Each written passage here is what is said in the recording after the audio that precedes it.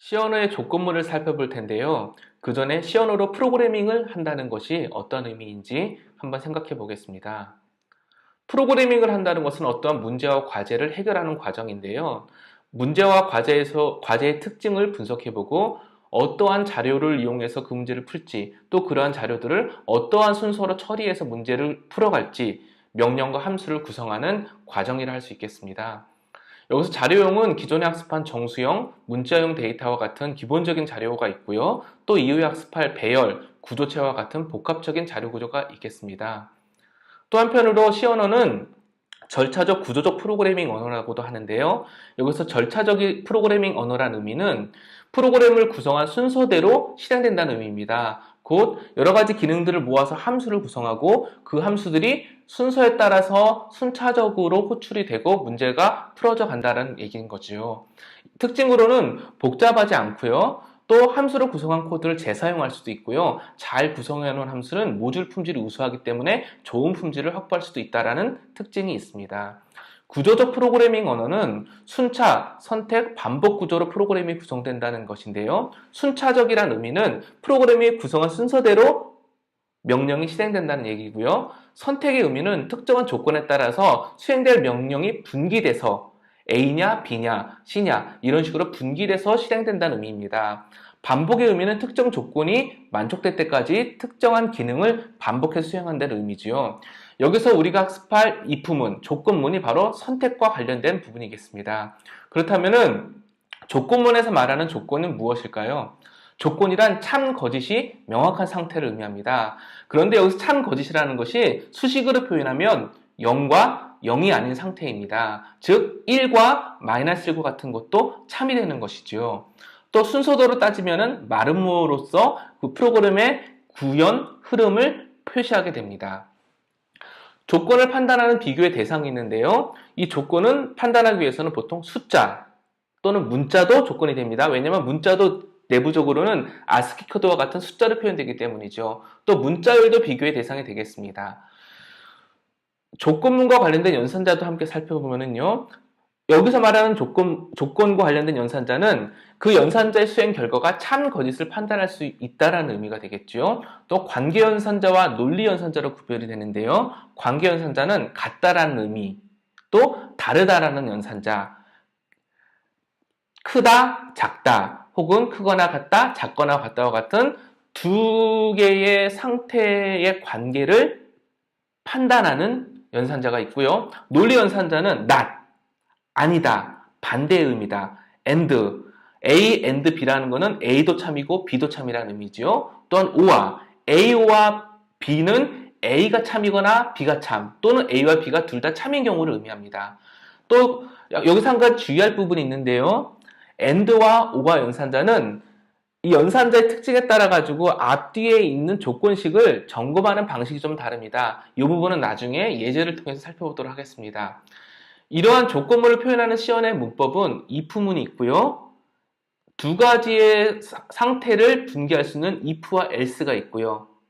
또 여러 가지의 조건을 한꺼번에 할 수 있는 if, else if가 있고요. 또 복잡한 if문을 좀 더 가독성이 있고 효율적으로 표현할 수 있는 스위치 케이스문이 있습니다. 그리고 if 조건문에 따라서 처리해야 될 어떤 단위가 있다면 중괄호로 묶어서 그러한 단위들을 함께 처리할 수 있고요. 좀 특별하게 사망 연산자로도 하는 조건 연산자가 있습니다. 이렇게 좀 말로만 설명하면 좀 복잡할 수도 있는데요. 이제는 교재를 살펴보면서 하나하나를 살펴보도록 하겠습니다. 설명드린 내용을 기억하면서 C언어의 조건문에 대해서 살펴보겠습니다. 보통 C언어는 프로그래머들이 코딩한 순서에 따라서 각 명령들이 순차적으로 실행되게 되고요. 이를 순서대로 나타내면 사각형과 화살표로 순차적으로 표시할 수 있습니다. 반면 조건문 같은 경우 마름모 안에 조건이 표시되고요. 참인 경우에 실행되는 것과 거짓인 경우에 실행되는 것들을 각각 사각형과 화살표로 표시할 수 있습니다. 이처럼 조건문은 어떤 조건이 참이 될 경우에 실행되는 부분과 거짓이 되는 경우, 즉 참이 아닌 경우에 실행되는 부분으로 표시할 수 있는데요. C언어에서는 if문을 통해서 구현할 수 있습니다. if문을 사용하는 방법은 어렵지 않은데요. if문에 가로하고 조건식을 넣고 이 조건이 참인 경우에 해당되는 문장과 이 조건이 거짓인 경우, 즉 참이 아닌 경우에 실행되는 문장을 else로 구분해서 표현해주면 됩니다.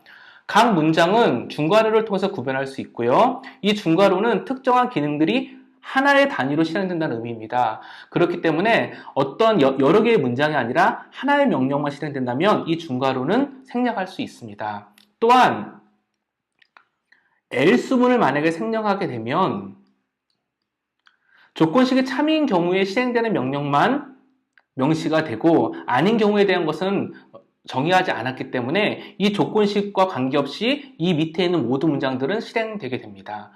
이처럼 조건식은 어떤 것이 참인지 거짓인지를 판별하는 식을 이용해야 하는데요. 예를 들면 같다, 크다, 크거나 같다, 작다, 작거나 같다, 같지 않다. 즉 x가 0과 다르다와 같은 식을 이용할 수 있습니다. else문인 경우에는 이 조건이 참이 아닌 경우이기 때문에 반대의 케이스에 해당이 되는 것이겠죠. 간단한 예를 들어서 살펴보면 이 문장을 보겠습니다. x가 0보다 크면 0보다 크다를 출력하고 그렇지 않으면 x가 0과 같거나 적다를 출력하는 것입니다. 여기서 x가 0보다 크다가 조건이 되는 것이고 참인 경우에 실행되는 것이 0보다 크다를 출력하는 것이고 그렇지 않은 것이 0과 같거나 작다를 출력하는 것입니다. 따라서 이 조건은 if문의 가로 안에 조건으로 들어오게 되는 것이고 참인 경우가 들어오는 것이고 거짓인 경우는 else 다음 구문으로 들어오게 됩니다. 이 경우에는 실행되는 명령이 하나이기 때문에 중괄호가 생략된 반면에 만약에 아래 문장과 같이 x가 0보다 큰 경우, 즉 참일 경우 프린트문을 출력을 하고 y에다 x를 대입하는 이렇게 두 가지 이상의 명령이 실행되는 경우에는 반드시 중괄호로 묶어줘야지만 실행이 됩니다. 또 다른 예를 살펴보겠습니다. if문의 조건을 이용해서 프로그램을 탈출하는 또는 어떤 함수를 종료하는 기능도 구현할 수 있는데요. 조건을 보면 두 가지 변수를 먼저 입력을 받고 그 xy 변수가 0보다 큰 경우 0이면 프로그램을 종료하고 0이 아닌 경우면 두 값을 교환하는 그런 프로그램이 되겠습니다. 구현 내용을 살펴보면 scanf를 이용해서 x값을 입력받고 그 값이 0이면 0의 조건을 만족하면 return 0으로써 메인 함수를 탈출하게 되는 것이고요. return문을 함수를 종료하라는 명령어지요. 다음에 y값을 입력받은 다음에 scanf로 입력받은 다음에 다시 y가 0과 같으면 return 0로 또다시 메인 함수를 탈출, 바꾸면 해서 프로그램이 종료되게 됩니다. 이렇게 실행이 되고요. 만약에 x가 0도 아니고 y가 0도 아닌 경우가 되면 그 다음 명령어가 실행되는데 x와 y의 값을 서로 바꿔주는 것입니다. 근데 여기서 눈여겨봐야 될 부분이 있습니다. 보통 두 가지 변수를 교환할 때는요, 임시 변수 하나를 만들어서 x를 대입해주고 x에다가 y를 대입해주고 다시 그 임시 변수에 저장했던 값을 y에 대입해주는 방식으로 해서 두 개의 값을 교환하게, 즉 바꾸게 됩니다. 이러한 패턴은 프로그래밍에서 많이 사용되는 패턴이기 때문에 혹시 익숙하지 않으시다면 눈여겨봐 주시기를 바랍니다. 좀 더 내려가 보면은요, 여기 또 다른 예제가 있습니다. 특정한 값이 있고요. 정수값을 모듈 연산 2로 한 경우, 바꿔 말해서 2로 나누어 떨어진 경우, 또 다르게 표현하면 2로 나누었을 때, 모듈 연산을 했을 때 나머지가 없는 경우, 즉 0인 경우는 짝수가 되겠죠. 그래서 이 조건을 만족하면 printf로 짝수라는 것을 출력하고요. 그렇지 않은 경우는 홀수라는 것을 출력하는 예제가 되겠습니다. 역시 이번에도 조건문 안에 참인지 거짓인지를 판별할 수 있는 조건식이 포함되어 있습니다. 자, 이러한 조건식은 하나로만 쓸 수 있는 게 아니라 and, or와 not과 같은 논리 연산자를 이용해서 조합을 해서 사용할 수 있는데요. 예를 들면 한번 이 내용을 보겠습니다.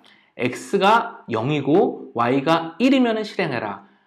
하나의 조건과 또 하나의 조건 모든 것이 만족했을 때 실행되는 부분이죠. 이 내용을 살펴보면은 플로우 차트로 그려보면은 x가 0인 경우 참으로 가고요. 또 y가 0인 경우도 참으로 갈 경우면 특정 조건이 실행됩니다. 이것을 만약에 if문으로 한다 그러면 if x가 0과 같냐? 또 그런 경우 또 if y는 0이냐 이렇게 두 번의 if문을 사용하게 되는 것이죠. 근데 이런 것들을 논리연산자를 사용하게 되면 x는 0과 같고 y가 0과 같을 때 실행한다. 이런 식으로 논리연산자를 이용해서 하나의 if문으로 구성할 수 있습니다. 즉 복잡하지 않고 구현 의도를 조금 더 명확하게 표현할 수 있게 되는 것이지요. 이제 각각 사용할 수 있는 논리급과 논리합 그리고 not 연산자에 대해서 살펴보겠습니다. 예제를 보면은요. if x는 0이고 y는 1인 경우 참이고 그렇지 않은 경우 거짓이다. 논리곱이기 때문에 A and B인 경우에는 A도 참이고 B도 참이어야지만 전체가 참이 되는 것이고 둘 중에 하나라도 거짓인 경우가 되면 거짓이 되는 것이지요. 반면에 논리합 같은 경우에는 X는 0과 같거나 Y는 1과 같은 경우가 참이 됩니다.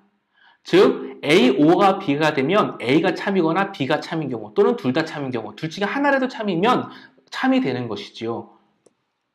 또 한편으로 not 연산자가 있습니다. not 연산자는 뒤에 따라오는 것을 부정하는 것인데요. 여기 한번 예를 들어 보겠습니다. x에다 0을 대입을 했고 만약에 if x라고 하면 x가 0이기 때문에 아까 0은 거짓이라고 했습니다.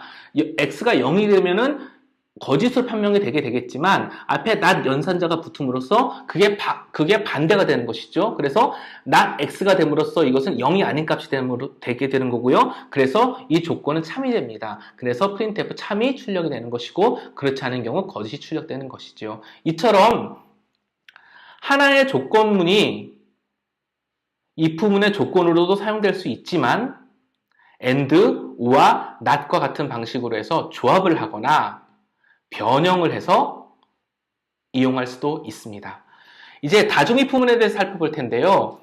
if else는 하나의 조건만을 판단하는 것이지만 다중 if문 같은 경우에는 여러 개의 조건식을 연결해서 사용할 수 있습니다. 즉 여러 개의 if문을 쓸 수 있다는 얘기인 거죠.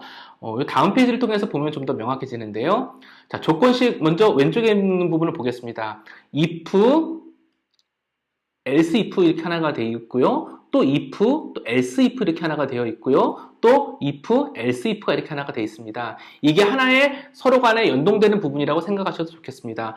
조건식 1이 참인 경우에는 조건식 1이 만족하는 요 부분에 대한 구문이 실행이 되겠지만 그렇지 않은 경우는 else 다음으로 가겠지요. 근데 else 뒤에 또다시 if문이 있습니다. 그렇기 때문에 조건식 2를 다시 한번 평가를 해봐서 참인 경우 조건식 2를 만족한 이 구문이 실행되게 되는 것이고요. 또 그렇지 않은 경우에는 다시 else 다음으로 가게 되겠죠. 근데 else 다음에 또다시 if문이 있습니다. 그렇기 때문에 조건문 3을 한 번 더 평가를 해봐서 이것이 참인 경우에 그 다음 문장이 실행되게 되는 것이고 최종적으로 모두 거짓이 된 경우가 되면 맨 마지막 문장이 실행되게 되는 것이지요. 다중 if문을 한번 코드를 통해서 살펴보겠습니다. 여기에 그 변수 x를 0으로 초기화하는 것을 하나 가지고 있고요. 스위치문을 scanf 명령으로 입력을 받습니다. 즉 정수형 하나를 입력받는 것이죠. 입력받은 값이 만약에 1이면 x에다가 1을 더해주고 1이 아닌 경우에는 다시 밑으로 내려오게 되는데 다시 그것이 2라면 x에다가 2를 더해주고 또 그도 아니라 만약에 3이라면 x에다 3을 대입해주고 그도 아니라면 x에다가 최종적으로 100이라는 값을 대입하는 구조가 되겠습니다. 어떻게 보면 if else문을 몇 번 반복해서 확장한 형식이라고 할 수 있습니다. 자, 계속해서 브레이크와 컨티뉴문을 볼 텐데요. 엄밀히 말하면 브레이크와 컨티뉴문은 조건문과 즉 if문과 관련되어 있다기보다는 for문이나 while문과 같은 반복문과 관련되어 있습니다. 그렇지만 브레이크나 컨티뉴가 이러한 반복문을 탈출할 수 있는 어떤 조건을 제시할 수 있기 때문에 조건문 챕터에서 함께 살펴보게 되었습니다. 먼저 간단하게 브레이크와 컨티뉴를 살펴보면 브레이크는 반복문 하나를 빠져나갑니다. 이 말은 뭐냐면 중괄호로 되어 있는 하나의 반복 단위 하나를 빠져나간다는 얘기입니다. 뒤에서 다시 설명드리겠습니다. 이와 반대로 컨티뉴는 반복문을 빠져나가는 것이 아니라 다시 이 반복의 조건을 평가하는 조건식으로 다시 돌아가는 겁니다. 즉 브레이크는 아예 반복 구간을 탈출해버리는 것이지만 컨티뉴는 반복 구간을 탈출하는 것이 아니라 조건식으로 다시 돌아가는 것이죠. 그 말은 if문 안에 있는, 즉 continue 밑에 있는 이 부가적인 명령들은 실행하지 않는다는 얘기입니다. 자, 좀 더 자세히 살펴보도록 하겠습니다. 한 가지 주의할 부분들은 브레이크문이나 컨티뉴문은 중괄호 구간, 즉 하나의 단위 반복 구간에 한정돼서 동작을 한다는 것입니다. 브레이크문을 살펴보겠습니다. 예제로 보면 쉬울 텐데요. 여기 보겠습니다. 정수형 i를 먼저 선언을 하고요. for i는 0부터 i가 5보다 작을 때까지 i 값을 증가하면서 i 값을 출력을 합니다. 그런데 i가 2인 경우에는 브레이크가 되죠. 그럼 순서적으로 따져보면 i가 0인 경우에는 출력이 될 거고요. 또 증가해서 돌아가서 i가 1인 경우도 출력이 될 것이고요. 다시 돌아서 i가 2가 된 경우 if문에 해당이 됨으로써 참이 됨으로써 브레이크가 실행이 되고 결국 이 포문을 탈출하게 됩니다. 예, 이처럼 브레이크문은 특정한 방법문을 조건에 해당됐을 때 탈출하는, 빠져나가는 그런 명령이 되겠습니다. 이 순서는, 실행되는 순서는 한번 프로그램을 실행시켜 보시면 바로 확인하실 수 있을 겁니다. 반대로 컨티뉴문을 또 살펴볼 텐데요. 컨티뉴문은 동일한 코드이지만 좀 다르게 동작을 하겠죠. 순서대로 한번 따져보겠습니다. 먼저는 포문에서 0이 될 거고요. 0인데 조건을 만족하지 않기 때문에 i 값인 0이 출력이 될 겁니다. 그 다음에 다시 돌아오면은 1 값이 되죠. 1도 역시 2가 아니기 때문에 출력이 될 겁니다. 또 한 번 돌아와서 2가 되겠죠, 이번에는. 근데 2는 조건이 참입니다. 그렇기 때문에 컨티뉴가 돼서 밑에 printf가 실행되는 것이 아니라 바로 조건문으로 돌아갑니다. 즉 3이라는 숫자는 찍히지 않게 되는 거죠. 다음에 2라는 숫자는 찍히지 않게 되는 것이죠. 그 다음에 for문으로 돌아가서 이제는 i가 3이 되고 3은 다시 출력이 되고 또 돌아가서 i가 4가 되고 4는 조건을 만족하지 않기 때문에 그 continue를 타지 않고 바로 또 printf로 가서 4가 찍히게 되고 최종적으로 5까지 오게 돼서 이 조건문은 조건에 해당되지 않기 때문에 포문을 빠져나가는 구조가 됩니다. 그래서 최종적으로는 출력 결과가 0, 1, 3, 4가 출력되게 되겠습니다. 이 부분도 프로그램 코드를 한번 직접 실행해 보시면 바로 확인하실 수 있을 겁니다. 정리하는 차원에서 다시 말씀드리자면 브레이크문은 특정한 조건이 만족되면 반복문을 탈출하는 것이고요. 컨티뉴문은 특정한 조건이 만족되면 탈출하는 것이 아니라 조건 평가하는 곳으로 다시 돌아가는 것입니다.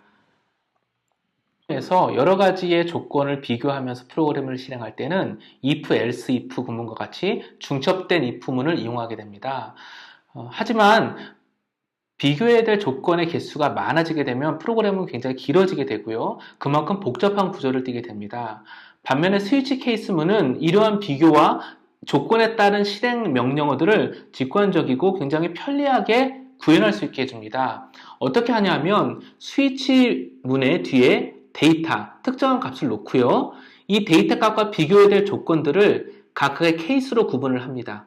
그리고 비교했을 때 참이 되면, 그 조건에 해당이 되면 수행해야 될 명령어들을 각각 그 케이스 밑으로 이렇게 두게 됩니다. 그리고 마지막으로 디폴트의 의미는 어떠한 조건도 만족하지 않을 때 수행될 명령어들의 모음을 디폴트 밑에 두게 됩니다. 바로 코드를 이용해서 그 해당 내용을 살펴보겠습니다. 사용자 고객 등급을 입력받아서 그 등급에 해당되는 이자율을 계산하는 프로그램인데요. 먼저는 이자율을 기본적으로 1.0으로 두고 사용자로부터 고객 등급을 입력받습니다. 그럼 랭크에 그것이 저장이 되게 되는데요. 스위치 다음에 데이터, 비교하게 될 랭크가 오게 되고요. 이 랭크의 비교 조건은 1이냐, 2냐, 3이냐가 되겠습니다. 랭크 값이 1이면 1등급이기 때문에 이 문장이 수행이 돼서 레이트가 0.5가 되고요. 2인 경우에는 2등급이 되기 때문에 레이트가 이렇게 계산이 되고요. 3인 경우에는 이렇게 수행이 되겠습니다. 그리고 1도, 2도, 3도 아닌 경우에는요. 아무 조건도 만족하지 않기 때문에 디폴트로 랭크는 4가 되고요. 기본 이자율이 적용되게 되겠습니다. 여기서 한 가지 주의할 부분이 있는데요. 스위치 케이스문을 작성하다 보면 간혹 실수나 고의로 브레이크문을 누락하게 됩니다. 우리가 앞서 브레이크문은 특정 조건을 만족했을 때 반복문을 탈출하는 것이라고 학습을 했습니다. 마찬가지로 스위치문에서도 브레이크를 만나야지만 이 스위치문 구문을 탈출하게 되는데요. 일부러 브레이크문을 삭제하고 한번 프로그램을 실행해 보겠습니다. 프로그램 실행을 간단하게 하기 위해서 스캔F를 통해서 입력받지 않고 랭크에 1을 강제로 대응을 해보겠습니다. 당연히 케이스 1에 해당되는 부분이 수행되겠죠. 브레이크 포인트를 잡아놓고 바로 실행을 해보겠습니다. 네, 랭크에 1이 저장이 될 거고요. 따라가 보겠습니다. 당연히 케이스 1번에 해당되는 부분으로 랭크가 1이니까요. 1에 해당되는 부분을 실행할 거고요.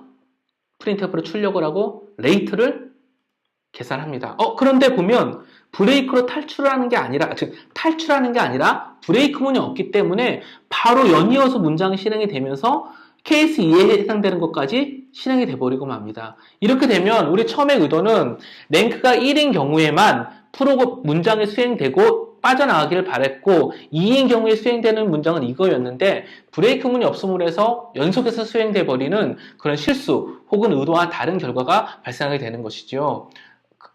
이제 케이스 2번에 대한 브레이크문을 만남으로써 스위치 케이스문은 탈출을 하게 됩니다. 이처럼 실수나 혹은 고의로 브레이크문을 누락하면 의도와는 다르게 프로그램이 동작이 되죠. 여기서 실수라고 표현한 부분은 간혹 코딩할 때 브레이크문을 실제 누락하는 부분이 있기 때문이기도 하고요. 고의라고 한 부분들은 어떨 때에는 프로그램을 조금 더 트릭을 이용해서 재밌게 구현하거나 알고리즘을 수행하게 하기 위해서 브레이크를 일부러 제외시키는 경우도 간혹 있습니다. 그러나 지금은 학습을 하는 것이니까 브레이크를 항상 입력하는 것으로 기억해 주시기를 바랍니다.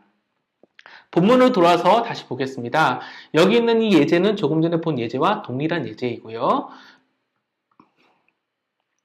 C 언어에서 스위치 케이스문을 이용을 하게 되면 직관적으로 이해하기 쉽고요. 그렇기 때문에 수정과 유지보수도 굉장히 편리한 프로그램을 작성할 수 있습니다. 뿐만 아니라 if, else if 부분으로 구성하게 된다면요. 각 if 부분마다 계속해서 비교하는 연산이 들어가지만 스위치 케이스문을 이용하게 되면 한 번의 비교로 바로 관련되어 있는 기능으로 점프할 수 있는 이런 어떤 조금의 성능 향상을 기대할 수 있는 부분이 있습니다. 이런 부분도 기억해 주시면 좋겠습니다. 한편으로 스위치 다음에는 어떤 변수뿐만 아니라 함수의 결과도 들어올 수 있는데요. 이 문장의 의도는 scanf의 결과값에 따라서 특정한 기능을 수행한다는 겁니다. scanf는 입력받은 변수, 데이터의 개수를 리턴하는 함수입니다. 이 경우에 보면은 %d와 %랭크로 해서 랭크의 정수형 변수 하나를 입력받는 그런 구조지요. 그래서 scanf는 1이라는 값을 리턴하게 됩니다. 그래서 케이스 밑에 있는 요 명령구를 실행하게 되겠지요. 편의상 브레이크를 생략을 했지만 의도에 따라서 브레이크들은 각각 들어가 있어야 합니다. 또 다른 예제로 getCh라는 함수를 생각해 보겠습니다. getCh 함수는 명령에서 즉 사용자로부터 문자 하나를 입력받는 함수입니다. 이렇게 getCharacter로 입력받은 것을 평가해 봤더니 소문자 A라면 특정한 것을 수행하라. 소문자 B라면 특정한 것을 수행하라. 이런 식으로 바로 비교함으로써 재미있는 프로그램도 구성해 볼 수 있습니다. 이처럼 if문이나 스위치문 뒤에 오는 조건문 혹은 데이터는 변수나 상수뿐만 아니라 함수의 결과값도 포함될 수 있습니다. 아직 함수에 대해서 학습하지는 않았지만 함수는 결과값과 파라멘터와 함수명이라는 세 가지 특징이 필요하게 되고요. 이 결과값이 프로그램의 동작함에 있어서 이렇게 조건문이나 스위치문의 입력값으로도 이용될 수 있습니다. 이제 조건연산자를 살펴보겠습니다. 조건연산자는 좀 재미있는 연산자인데요. 물음표와 콜론으로 구성되어 있습니다. 조건식, 물음표, 데이터, 콜론, 데이터로 해서 조건식이 참인 경우에는 이 첫 번째로 지정된 데이터를 평가하고 혹은 실행하고, 조건식이 거짓인 경우에는 두 번째 데이터를 평가하고 혹은 실행하는 부분입니다. 조금 헷갈리실 수도 있는데요. 대입 연산자를 이용해서 살펴보겠습니다. result라는 곳에 어떠한 단위의 데이터를 저장하려고 합니다. 저장하려고 하는데요. 조건식이 참이면 이 데이터의 값을 저장하고, 조건식이 거짓이면 뒤에 있는 데이터를 저장하라는 그런 의미입니다. 보통 조건연산자는 세 가지의 항목을 취하기 때문에 사망연산자라고도 합니다. 시연회에서는 사망연산자가 조건연산자이기도 합니다. 조건 연산자의 다른 예를 살펴보면요. 여기 true라는 문자를 1로 정의하고 false를 0으로 정의했습니다. 이건 매크로라고 하는데요. 지금은 이런 식으로 의미를 부여해서 사용할 수 있다고만 기억해 주시고요. 나중에 뒤에 파트에서 이 매크로와 관련해서는 세부적으로 다시 설명을 드리겠습니다. 메인 함수로 들어와서 x는 10이고 y는 20입니다. 사망 연산자, 즉 조건 연산자를 수행을 하는데요. x가 y보다 작다가 참이면 true라는 것을 z로 대입하고 거짓이면 false를 z로 대입합니다. 아까 true는 1이었고 false는 0으로 정의해놨기 때문에 각각 1과 0이 대입하는 결과가 나오는 것이지요. 이 경우 x는 10이고 y는 20으로서 x가 y보다 작다가 참이기 때문에 전체적으로는 밑에 있는 true입니다가 실행이 되겠습니다. 또 다른 예로 그 조건 연산자에서 단순히 어떤 변수나 상수가 아니라 하나의 식도 사용할 수 있는데요. 절대값을 계산하는 예제를 보도록 하겠습니다. 정수 하나를 입력받아서 자, x라는 곳에 저장을 합니다. 근데 그 x라는 값이 0보다 크면 절대값이니까 그 x를 그냥 취하면 되겠지요. 참이기 때문에 x를 취하는 거고요. 대신에 0보다 작거나 같으면 특히 0보다 같은 경우에는 음수를 곱해주면 다시 양수가 돼서 절대값 효과가 생깁니다. 그래서 거짓인 경우에는 이렇게 마이너스를 곱해줌으로써 양수화해서 y에 대입하게 되는 것이죠. 그래서 이렇게 사망연산자 또 조건연산자를 이용해서 절대값을 구할 수도 있습니다. 물론 시원화에서는 매스 헤더 파일에 abs라는 함수를 이용해서 절대값을 계산할 수도 있습니다. 문자열에 대해서 살펴보겠습니다. 기본적으로 문자는 프로그램 내에서 또 시스템 내에서 코드, 즉 특정한 값으로 관리가 됩니다. 그렇기 때문에 일반 정수형 변수와 같이 비교도 할 수 있고요, 대입도 할 수 있고요, 평가를 할 수 있습니다. 그렇기 때문에 if문의 조건으로서 사용될 수 있는 것이지요. 예를 들어 살펴보면 scanf로 캐릭터형 변수 하나를 입력받습니다. 이 캐릭터형 변수가 소문자 A와 같다면, 즉 소문자 A의 코드와 같다면 소문자 A를 입력했습니다라는 것을 출력할 수 있지요. 그 다음에 소문자 B와 같다면 마찬가지로도 처리를 할 수 있게 됩니다. 이처럼 if문의 조건으로서 비교에 사용될 수 있습니다. 마찬가지로 논리연산자를 이용해서 소문자 A냐 대문자 A냐 또는 소문자 B냐 대문자 B냐를 함께 비교할 수도 있습니다. 문자열 또한 비교하는 데 사용할 수 있는데요. 이제 다양한 문자열 관련 함수를 살펴보겠습니다. 물론 이후에 문자열과 관련된 함수는 다른 파트에서 세부적으로 살펴볼 예정입니다. 하지만 이후에 간간히 다른 예제에서 문자열 함수를 이용하니까 이번 장에서는 간단한 의미와 이 함수들의 특징 정도만을 확인해 보도록 하겠습니다. 스트링 렌스는요, 말 그대로 strlen 문자열의 길이를 구하는 함수인데요. 먼저는 문자열의 길이가 어떤 것인지 의미를 생각해 보겠습니다. 문자는 보통 영어 문자가 있고요. 대한민국과 같이 한글, 우리나라 문자가 있습니다. 영어 문자 같은 경우에는 한자가 한 바이트로 저장이 되고요.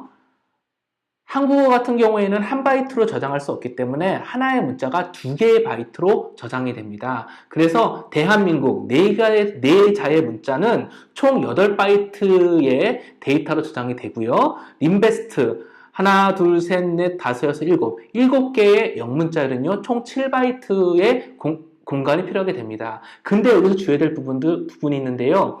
시언어의 문자열은 반드시 널 문자로 끝나야만 합니다. 즉 널로 끝나야지만 문자열이 되는 것이고요. 널로 끝나지 않으면 문자열로 인식을 할 수 없고 문자열이라고 가정해서 프로그램을 구성하게 되면 오류까지 발생할 수 있습니다. 따라서 모든 문자열은 항상 널로 끝나야 되는 것이고요. 스트링 랭스, 즉 문자열의 길이를 구하는 함수는 널을 만나기 전까지의 바이트 수를 리턴한다고 생각하시면 되겠습니다. 예를 한번 들어서 코드를 살펴볼 텐데요.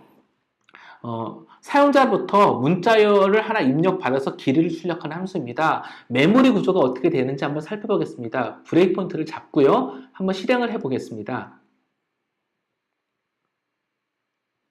먼저는 영어로 림베스트를 입력해 보겠습니다. 7자지요. 그러면 네임에는 당연히 림베스트가 들어갈 거고요. 사이즈, 스트링 랭스는 널 문자를 제외한 7이라는 값이 저장이 됩니다. 실제 그 데이터 메모리를 살펴보면요. 순차적으로 0번째부터 림 베스트가 저장이 되고 7번째, 즉 맨 마지막 번째에는 널이 들어가는 것이 확인될 수 있습니다. 그리고 널을 제외한 개수 하나, 둘, 셋, 넷, 다섯, 여섯, 일곱이라는 숫자가 스트링 랭스의 길이로서 문자열의 길이를 구하는 스트링 랭스 함수의 리턴 값으로 반환이 되는 것이지요. 이제 한글을 한번 입력해 보겠습니다. 대한민국을 입력해 볼 텐데요. 그럼 마찬가지로 네임에는 대한민국이 입력이 될 것이고요. 근데 사이즈는 8이라는 값이 리턴됐습니다. 내용을 보면은요.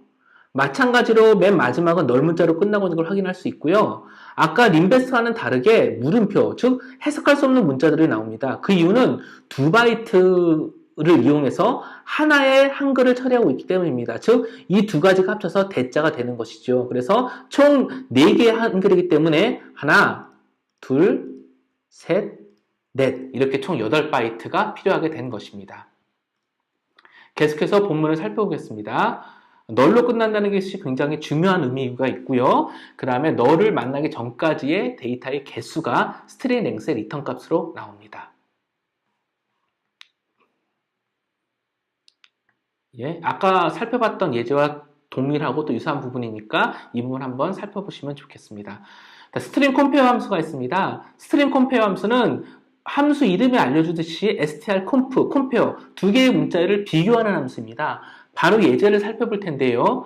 첫 번째 name1에는 limBest가 저장되어 있고 두 번째 name2에도 역시 limBest가 저장되어 있습니다. 즉 name1과 name2에는 동일한 문자열이 저장되어 있습니다. name1과 name2는 배열로 선언되어 있는 것인데요. 배열은 뒤에서 다시 학습할 예정이니까 지금은 그런가 보다 하고 넘어가 주시기 바랍니다. 스트링 컴페어를 이용해서 두 가지 문자를 비교하면요. 스트링 컴페어는 두 가지 문자가 같다면 같다는 의미는 각각 저장된 순서에 따라 가지고 내용이 동일하다는 겁니다. 림 베스트로 동일하지요. 같다면 0을 리턴합니다. 그렇기 때문에 0에 대해서 not, 0의 not이니까 0이 아닌 값이 되겠죠. 그래서 참이 되는 겁니다. 그래서 문자열이 같다라는 내용이 출력되게 됩니다. 스트링 컴페어는 실제로 두 개의 문자를 비교해서 같은 경우에는 0을 반환하고요.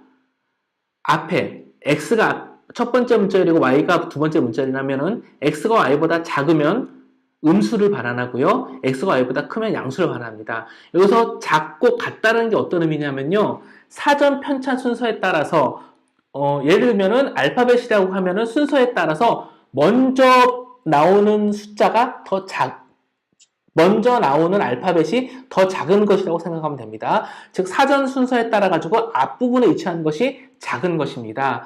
예를 한번 살펴보겠습니다.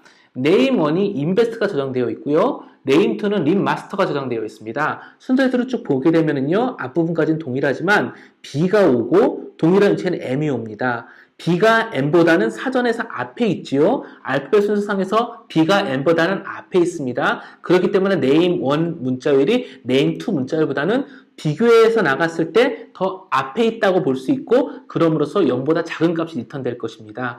두 개의 문자를 스트링 컴페어로 비교를 하게 되면은요. 그래서 name 2가 name 1보다 크다라는 즉 0보다 적다라는 값이 스트링 컴페어 함수의 리턴 밸류로 구성되는 것입니다. 또 다른 함수로 스트링 nComp가 있습니다. 여기서 n은 뭐냐면요. 비교할 수 있는 길이를 지정하겠다는 겁니다. 즉 몇 자까지만 비교를 하라는 그런 의미죠. 바로 예제를 통해 살펴보면은요. 아까와 동일한 예제인데요. 지금은 뒤에다 3을 지정했습니다. 여기서 3을 지정했다는 건요. 3개의 처음부터 3개의 문자만을 비교하라는 얘기입니다. 즉 LIM만 비교하라는 얘기인 거죠. LIM만 비교하라는 얘기입니다. 그럼 비록 뒤에 베스트와 마스터라는 것은 다르지만 비교하는 앞에 세 문자는 같기 때문에 스트링 str nComp의 리턴 값은 0이 되겠습니다. 여기 문자를 어떠한 값을 기준으로 비교한다는 의미를 다시 한번 설명해 놨습니다. 사전 편찬순이라는 것을 기억해 주시기 바랍니다. 그냥 ASCII 코드 테이블 혹은 알파벳 순으로 따진다면 먼저 등장하는 것이 더 작은 것이라고 생각해 주시면 되겠습니다. 조건문과 관련된 여러 연속 문제를 풀어보겠는데요. 가장 중요한 것은 문제에서 제시하고 있는 조건이 어떤 것이냐를 파악하는 것이 중요합니다. 먼저 첫 번째 문제를 보겠습니다. 정수를 입력받아서 입력값이 20보다 크면 이게 조건이 되겠죠. 20보다 큽니다를 출력하시오. 그래서 코드를 보면 scanf로 하나의 정수를 입력받고요. if x가 20보다 크면이 조건이 되고 그 조건이 참일 경우 20보다 큽니다를 출력하게 됩니다. 정수 두 개를 입력받아서 큰 수와 작은 수를 순서대로 출력하시오.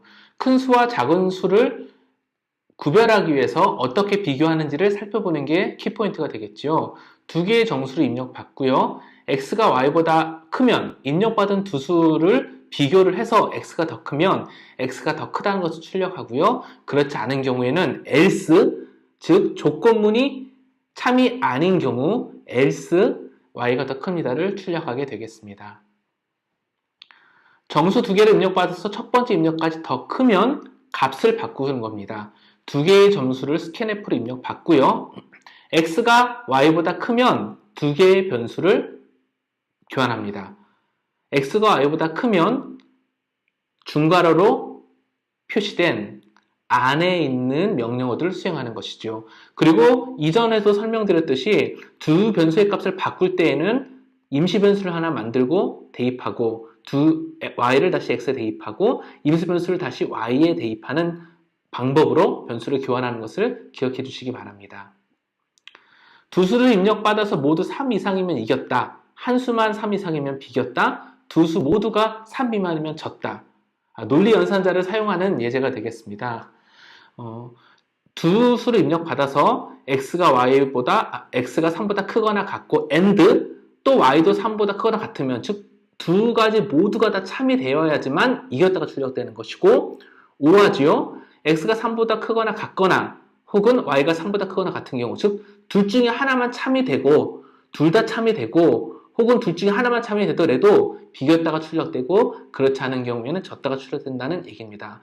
중첩 if문이 쓰여졌습니다. else if문으로 여기서 and 연산과 or 연산인 경우는 각각 A and B, A, O와 B라고 했을 때 A와 B를 해석하고 평가하는 게 좀 다른데요. 이 부분은 예제를 통해서 잠깐 살펴보겠습니다.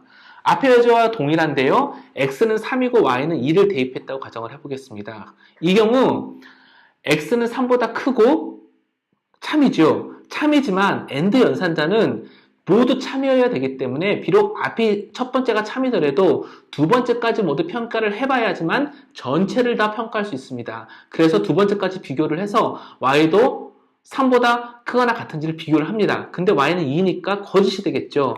즉 앞부분은 참이지만 뒷부분은 거짓이기 때문에 전체가 거짓이 되는 것이고 AND 연산은 모든 것을 다 비교를 해야 되는 것입니다.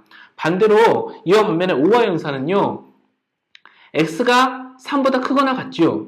이 경우에는 y가 3보다 크거나 같아도 혹은 y가 3보다 작아도 이 전체는 이미 참이 돼버립니다. 왜냐하면 OR 연산 A, O와 B면 A나 B나 둘 중에 하나만 참이 되면 되기 때문이죠. 그래서 O와 같은 경우에는 앞에 부분이 참이면 뒤에 부분은 아예 비교하지도 않고 넘어가 버립니다. 즉 y가 3보다 크거나 같냐는 것은 아예 평가조차 하지 않고 스킵돼 버린다는 얘기인 것이죠. 이처럼 AND일 때와 OR일 때는 처리되는 부분이 좀 다르고 해석하는 부분이 다르기 때문에 주의가 필요하고 실제 프로그래밍을 할 때는 이런 관계를 잘 몰라서 오해를 해서 프로그램을 잘 해석하지 못하거나 오류를 발생시키는 경우도 있으니 주의가 필요합니다.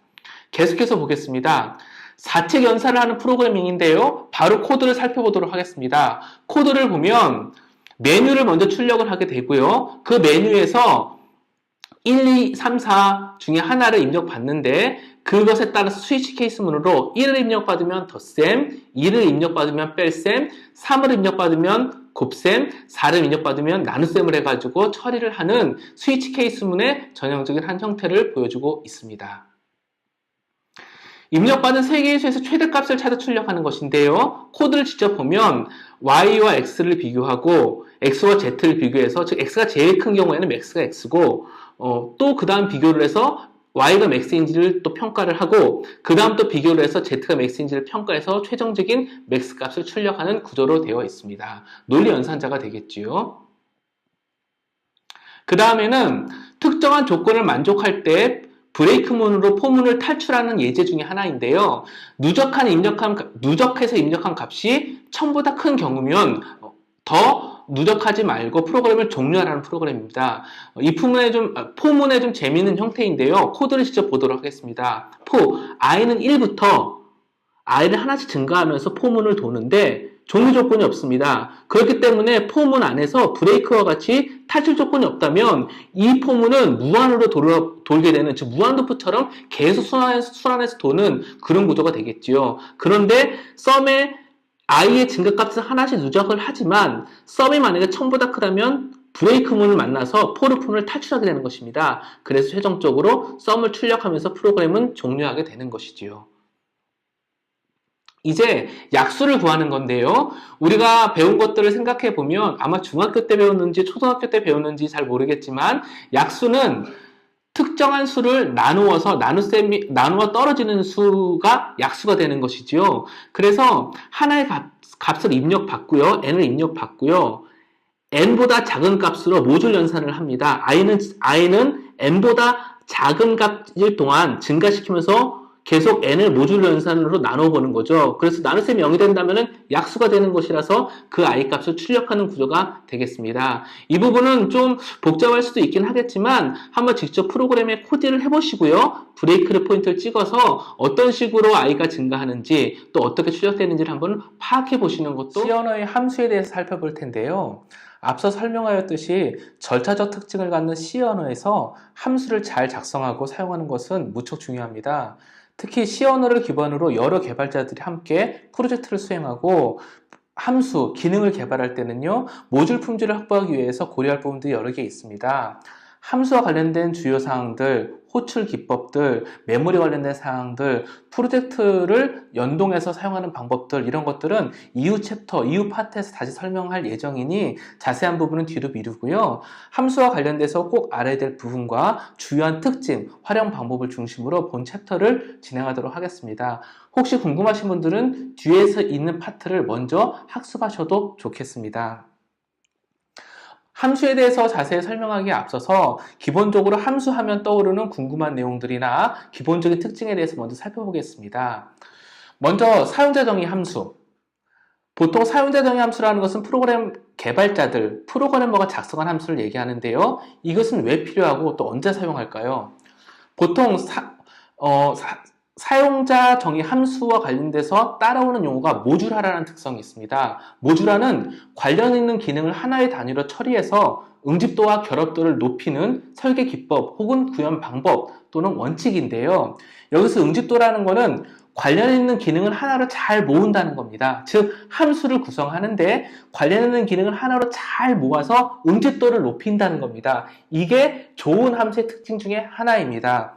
또 결합도라는 게 있는데요. 이것은 함수가 하나, 둘, 서로 다른 함수가 있다면 서로 간의 기능은 서로 독립되어 있고 영향을 주고받는 범위를 최소화해야 된다는 그런 얘기입니다. 즉, 응집도가 높고 결합도가 낮은 기능으로 함수를 구성하면 이 함수는 재사용하기도 좋고 높은 품질의 코드를 구성할 수 있다고 볼 수 있습니다. 바로 이러한 식으로 프로그램을 구성하기 위해서 함수를 개발하고 구현한다고 볼 수 있는 것이지요. 또 다르게 표현하면 소스 코드를 독립적인 단위로 나누어서 개발하고 관리하기 위한 것이고요. 특정 기능을 처리하기 위한 단위를 소스 코드로 별도로 구성하고 모듈을 만들기 위해서 또 함수를 만들어 사용하게 됩니다. 그리고 이런 부분들은 특히 함수는 얼마나 크게 만드냐에 따라서 유지보수가 편하냐, 서로 간에 호출할 때 비용이 크냐 작냐, 또는 모듈화의 품질이 어떠냐, 이렇게 여러 가지로 이제 생각하고 해석할 수 있는데요. 이 부분은 앞서 말씀드린 응집도, 결합도라는 개념과 함께 설명할 필요가 있습니다. 물론 이후에 다시 한번 설명하는 시간이 있습니다. 이러한 함수는요, 기본적으로 프로그래머가 개발자가 정의한 함수가 있고요. 또 시스템에서 제공하는 함수가 있습니다. 예를 들자면, 앞에서 배운 스트링 컴페어 또는 스트링 랭서 같은 것은 시어너 라이브러리가 제공해주는 함수가 될 것이고요. 우리가 앞으로 개발할 대부분의 함수들은 사용자가 개발한, 우리 개발자들이 정의한 함수가 되겠습니다. 이러한 함수는요, 하나의 블랙박스입니다. 블랙박스는 어떤 의미냐면요, 안에서 어떠한 것을 처리하든지 간에 결국 입력된 것들이 처리가 돼서 정의한 대로 출력된다는 그런 얘기거든요. 그래서 함수의 특징은 함수의 이름으로 먼저 어떤 함수인가를 구별을 하고요. 그 함수가 기능을 수행하기 위해서 어떠한 파라미터로 전달하냐, 파라미터의 종류와 특징이 무엇이냐가 중요하고요. 마지막으로 그 함수는 어떤 값을 리턴하냐가 중요합니다. 간단하게 예를 들자면요, 이런 게 있습니다. 인테저형 add, int a, int b라는 덧셈을 행하는 함수가 있다고 가정을 하겠습니다. 이 함수는 덧셈을 한다라는 의미적인 것은 함수 이름으로 알 수 있지만 파라미터로 인테저형 두 가지를 전달을 하고 계산한 결과로 인테저형을 출력한다는 것이 이 add라는 함수를 특징 지우는 부분이고요. 이 부분은 프로그램을 개발할 때 함수를 구별하기 위한 가장 중요한 특징이니까 꼭 기억해 주시기 바랍니다. 함수 이름, 파라메터, 리턴 값으로 함수를 특징 짓는다는 것입니다. 이 부분 역시 나중에 설명드릴 다른 파트에서 설명드린 함수 포인터와도 굉장히 관련이 있기 때문에 꼭 기억해 주시기 바랍니다. 이런 함수도 역시 구현을 하게 되면은요, 일반적인 프로그램을 구현하는 것과 동일하게 변수와 기능의 모임으로 구성이 됩니다. 함수에서 사용되는 변수는 여러 가지 특징으로 또 분류해보고 생각해 볼 수 있는데요. 그 특징을 구별지는 기준으로 주기억 장치, 메모리에 언제까지 그 변수가 존재하는가로 생각해 볼 수 있습니다. 예를 들면 프로그램을 EXE를 실행하는 순간부터 메모리에 존재해서 프로그램이 종료될 때까지 있는가, 특정 함수가 실행하는 순간에만 그 변수가 메모리에 있는가, 이런 식으로 판단할 수 있고요. 또 함수 내에서만 사용할 수 있는 변수인가, 함수 외부에서도 사용할 수 있는 변수인가, 다른 함수에서도 자연스럽게 접근할 수 있는 함수인가, 이렇게라도 구분할 수 있습니다. 즉, 그 변수의 라이프 사이클, 생애 주기가 어떻게 되는가와 접근할 수 있는 스코프가 어떻게 되는가에 따라서 구별할 수 있습니다. 이렇게 구별하는 것이 각각 지역 변수, 전역 변수, 스태틱 변수, 자동 변수, 그리고 조금 특별하게 레지스터 변수로 구별할 수 있는데요. 지역 변수는 특정 함수 안에서만 사용할 수 있는 변수를 지역 변수라 합니다. 전역 변수는 함수 외부에서 선언, 정의되어서 어떤 함수에서도 사용 가능한 변수가 되겠습니다. 스태틱 변수는요, 스태틱이라는 키워드를 이용해서 선언한 변수인데요. 이 변수는 프로그램 실행과 함께 메모리에 상주해서 언제든지 변함없이 사용할 수 있습니다. 그 다음에 자동 변수는 이 부분은 좀 특별한데요. 우리 프로그램을 구별하다 보면 중괄호로 이렇게 구별을 하는 경우가 있습니다. 그리고 중괄호 안에서 int a 이런 식으로 선언하는 경우가 있죠. 그리고 이렇게 선언한 변수는 이 중괄호 범위를 벗어나면 메모리에서 해제가 됩니다. 이런 것들을 자동 변수라고 그룹핑을 합니다. 레지스터 변수는요, 레지스터 키워드를 이용해서 특정한 변수를 가장 빠르게 접근할 수 있는 CPU 안에 있는 레지스터라는 곳에 그 변수를 할당하는 겁니다. 이렇게 좀 참고로 기억해 주시기 바랍니다. 또 여기 스태틱 변수는요, 메모리에 상주하게 되고 항상 참조할 수 있는 변수라고 했는데 접근할 수 있는 스코프, 범주와 그 다음에 선언하고 정의할 때 특징이 좀 다릅니다. 이 부분은 나중에 본문을 통해서 다시 살펴보도록 하겠습니다. 이렇게 여러 가지 변수를 이용해서 함수는 기능을 수행하게 되는데요. 이런 함수들이 호출할 때는 어떻게 되는지도 한번 생각해 보겠습니다. 함수는 기본적으로 스택이라는 메모리 공간을 이용해서 호출을 하고요. 파라미터를 전달하고요. 지역 변수를 선언합니다. 즉, 스택이라는 메모리 공간이 있는데요. 이 메모리 공간은 함수가 실행될 때 함수 내에서 정의된 지역 변수를 할당하고, 즉 위치시키기도 하고요. 함수가 수행되고 돌아올 복귀 주소도 이 스택에 저장을 하게 되고요. 함수가 사용할 파라미터도 이 스택을 통해서 전달하게 됩니다. 이런 부분들은 그림으로 설명하면 조금 더 편한데요. 역시 본문에 있으니 본문을 통해서 다시 한번 확인해 보겠습니다. 여기서는 스택이 굉장히 중요하다. 스택은 함수가 사용하는 메모리 공간이기도 하고 파라메타를 전달하는 공간이기도 하고 복귀 주소도 저장이 된다. 이렇게만 이해해 주시기 바랍니다. 이러한 스택은 특히 좀 관리가 중요한데요. 왜냐하면 가끔 실수로 스택 오버플로우, 정의된 것보다 스택을 더 많이 사용하거나 과하게 사용하거나 잘못 사용하면 스택이 깨지거나 복귀 주소가 망가져버려서 오동작을 하는 경우가 생깁니다. 이렇게 오버플로우가 나지 않도록 관리하는 것이 중요하다. 지금 이렇게만 생각해 주시기 바랍니다. 나중에 다른 파트에서 그 스트링을 비교하고 복사하는 부분에 있어서 이 스택 오버플로우 관련해서 한 번 더 설명을 드리도록 하겠습니다. 그리고 시언어는 함수를 호출할 때 스택을 이용해서 호출을 하는데요. call by value 방식으로 호출합니다. 역시 본문에서 다시 설명을 드리겠지만 call by value라는 단어를 기억해 주시기 바랍니다. 용어 그대로 해석하면 value를 전달하는 방식으로 호출한다는 겁니다. 즉 호출할 때 파라미터로 어떤 데이터를 전달을 하는데 그 파라미터가 함수가 사용하는 스택으로 복사해서 그 값이 복사돼서 함수에 있는 그 메모리 번지 또 함수 스택 안에 있는 그 메모리 번지 스택에 있는 메모리 번지 접근할 수 있는 함수 내 지역 변수로 사용해야 된다는 얘기입니다. 역시 이렇게 말로 설명하니까 좀 복잡하시지요? 그 부분은 다시 본문을 통해서 확인해 보도록 하겠습니다. 다만 지금은 call by value 방식이라는 용어를 기억해 주시기 바랍니다.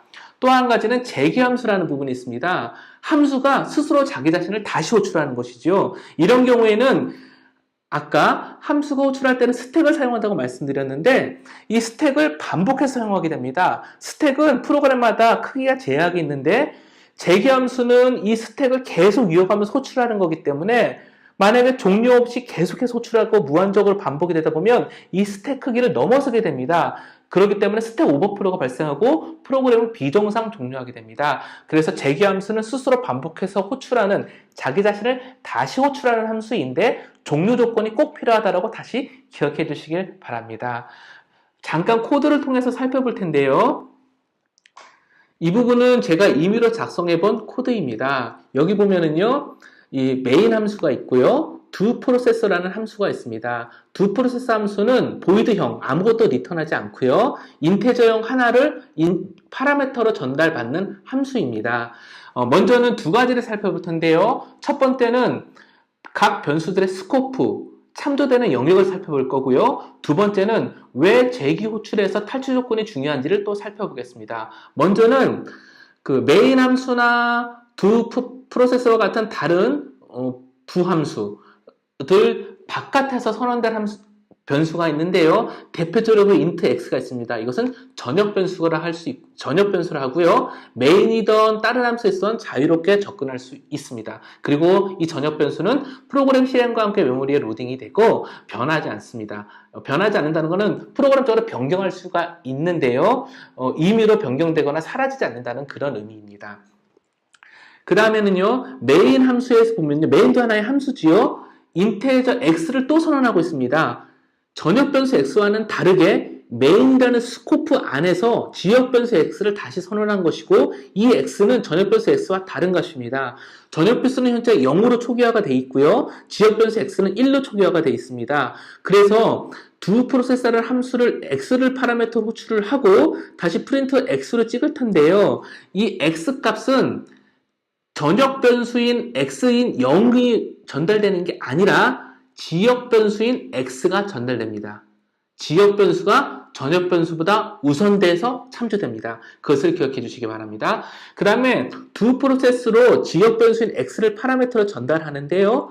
아까 함수가 호출될 때는 파라미터가 스택에 call by value 방식으로 전달된다고 설명드렸습니다. 그 얘기는 do 프로세스로 넘어올 때 이 x 값이 실제로 이 n이라는 밸류로 값만 이렇게 복사에 대해서 넘어온다는 거죠. 즉 x가 1로 전달됐기 때문에 n이라는 변수가 1로 세팅이 돼서 사용된다는 것이지요. 즉 여기서 말하고 있는 n이라는 do 프로세스의 지역 변수 혹은 파라미터는 메인 함수에 있는 이 x 지역 변수와는 전혀 관계가 없는, 즉 값만 복사해서 사용하는 전혀 다른 변수라고 생각하시면 되겠습니다.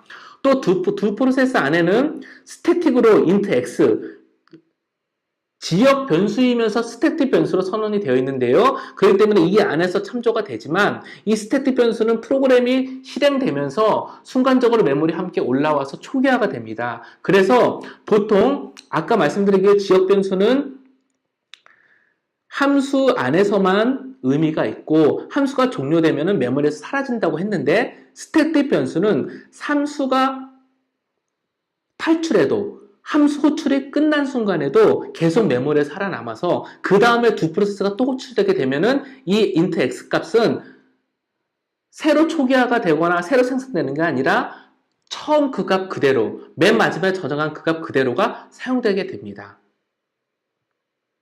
자, 또 하나 살펴볼 부분이 있는데요. 만약에 여기서 메인 함수가 두 프로세스를 함수로 호출을 하는데 여기서 또 이 두 프로세스 함수는 스태틱 변수 x에다가 전달된 값과 함께 플러스 1을 해서 저장하는 그런 구조입니다. 여기서 만약에 또 두 프로세스 n이라는 것을 또 호출했다고 가정을 해보겠습니다. 그럼 어떤 일이 생기는 거냐면요. 두 프로세스가 또 두 프로세스를 호출을 하고 이 두 프로세스는 다시 또 두 프로세스를 호출을 하고 또 이 n이라는 파라미터는 또 콜바이 밸류 형식으로 또 파라미터를 전달을 하고 계속 스택을 사용하면서 두 프로세스가 차곡차곡 쌓이게 생기는 것이고요. 이 두 프로세스는 계속 호출만 되지 영원히 리턴되지 않습니다. 그렇기 때문에 결국 스택 오버플로우가 발생하는 것이지요. 따라서 이렇게 재기 호출이 되는 경우에는 반드시 문장 내에 탈출 조건이 명시가 됩니다. 이 탈출 조건은 나중에 본문을 통해서 확인해 보도록 하겠습니다. 지금은 재기 함수는 반드시 탈출 조건이 필요하다라고 꼭 기억해 주시기를 바랍니다. 앞서 설명한 내용을 기반으로 본문에서 함수를 살펴보겠습니다. 먼저 함수가 왜 필요한가를 설명하고 있고요. 그 다음에 sum이라는 사용자 함수를 정의해서 사용을 해보고 있습니다. 이 내용을 보면은요, 먼저 사용자 함수를 사용하지 않은 문제를 보면은요, x는 10, y는 20, z는 20을 놓은 다음에 바로 플러스를 해서 결과값을 추출하고 있습니다. 뭐 이 정도는 특별히 함수가 필요 없다고도 볼 수 있겠지요. 그런데 이 부분을 한번 sum이라는 함수를 이용해서 구성을 해보겠습니다. sum이라는 함수는 int0, num-a와 num-b를 입력받아서 토탈을 계산해서 토탈을 리턴해주는 전형적인 함수입니다.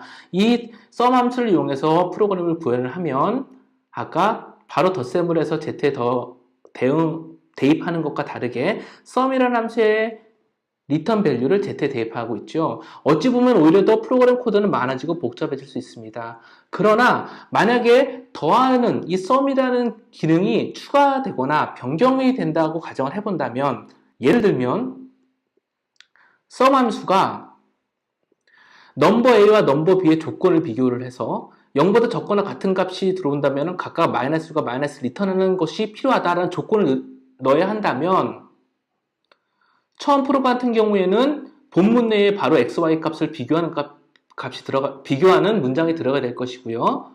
sum이라는 함수를 분리했을 때는 sum 내에서만 그런 비교하는 문장이 들어가면 되겠습니다.